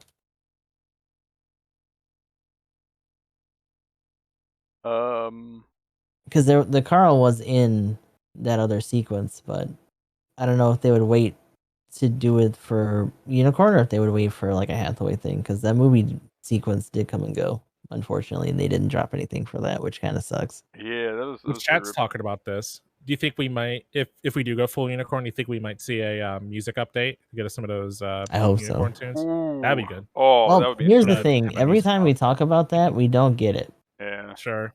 He said the same thing for Zeta. We didn't get any of those. We're mostly still getting music from the side stories. Which is fine, but it's just not relevant to the eras that we're coming into, which is kind of shitty. Yeah, Zeta Gundam has some really good Like, I don't know if that's just a licensing thing, maybe with the composers or whatever, but it's unfortunate. Sure. I also see the Jesta Cannon has a Gatling gun. My body is ready. Yes. The Intensify. I mean, that would pretty much be on par. The last time we got a limited where it was like, could be like 2 different things, we got a support one. That'd be kind of cool. But yeah, anything else for anniversary speculation? Because now we're kind of getting into suit speculation a little bit, and I guess we can see what we get, or we can guess what we're gonna get next week. And other than what we've been talking about, for me, AOZ was mentioned, so I'm gonna go ahead and go out on a limb here and say, oh, we just got a support though. We can't have double support. Yeah, you can. Okay, well, if it's double support, just if we're so lucky, either this week or next week, before anniversary hits, a support Hazel. I want to support Hazel. I've been really loving playing the Hazel, and I want to support Hazel. Maybe if you're really good, we'll get you on. Maybe one day. Just keep playing your Dom Barrages and stuff. You just continue your intensification. I mean, you can intensify with the Hazel. You got that bullpup that has like 80 rounds or whatever. It's got so much ammo, dude. It's gross. But yeah, what suit would you guys like to see prior to anniversary? Super sure. They ever got my like big unicorn pick, which is a Delta Plus. I really like that suit. Maybe just because of me playing it in Mbon, to be completely honest. But it checks a lot of the boxes that I like in a mobile suit, particularly if like Gundam stuff for sure. I'm trying to think. I don't have any right now. I don't have any like out the top of my head. So it's like the easy, like low hanging fruit, big ones, that we've kind of already talked about. I think that's going to be the bigger thing for anniversary too, is that like it feels super obvious this time around what we're going to get. So it might just be a matter of just waiting for it and then seeing what comes after the fact, as opposed to just for the anniversary itself. I mean, I guess that is another thing, like the iconic suits. I mean, there is a lot of suits in it, but as far as the iconic stuff that they would obviously release is definitely a lot more when it comes to Unicorn compared to like Double Zeta or Zeta, because there's a lot of decently mid-ranged iconic suits that come from Zeta and like Double Zeta that we were like, oh, what, when are they putting this in, kind of thing. Yeah. So right, and of course they started, like half a year earlier with Zeta stuff. So yeah. Took them a hot minute for sure. But yeah, I think that's kind of just where we stand for now. It's just going to be a matter of waiting for that to start rolling out. The other thing would be just a matter of whether or not they come straight out with the Unicorn and Banshee right out of the gate, or if they're going to do like preliminary suits. I feel like in a lot of cases when it comes to the event stuff, they tend to roll their loads pretty early when it comes to the titular suits. So that might be a similar situation here. Yeah, I'm hoping we have a banger suit every week. That I will say that was one of the problems last time. It was just like, there's the Suzabi. See you next year. Have fun. Well, they got surprise fifth week. Nice, bait banners. Well, then they were like, surprise 5th week. Haha. Yeah, that wasn't too bad. My tinfoil hat didn't look so crazy then, did it, guys? Yeah. At that point, we were just kind of hoping for it, right? Yeah, I was like, it wasn't super shitty, but it wasn't as extensive as we thought it was going to be before that. But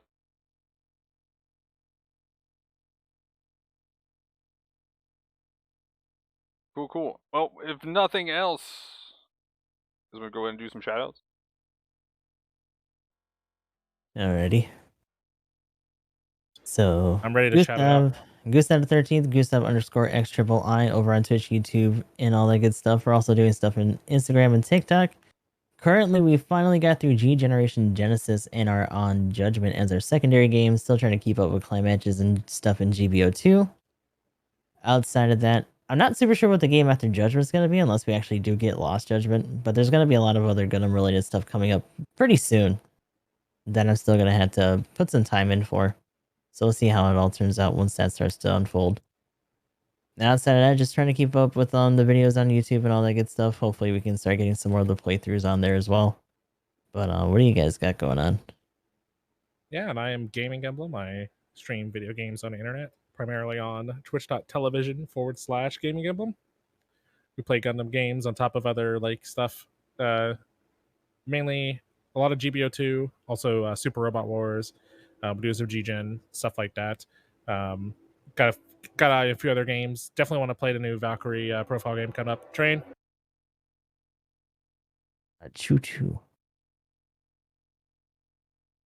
Okay. Definitely play the new Valkyrie profile game like new Star Ocean. I'm gonna be peeping on the new Final Fantasy VII stuff when it drops like next year or whatever. But and of course all the Gundam stuff like Live Alive, Traveling Octopals Mobile. Like there's a lot of good food coming up down the line. I'll definitely want to check out a lot of that. But we'll be doing it mostly on Twitch channel, sometimes with some YouTube content, but definitely recommend checking it out.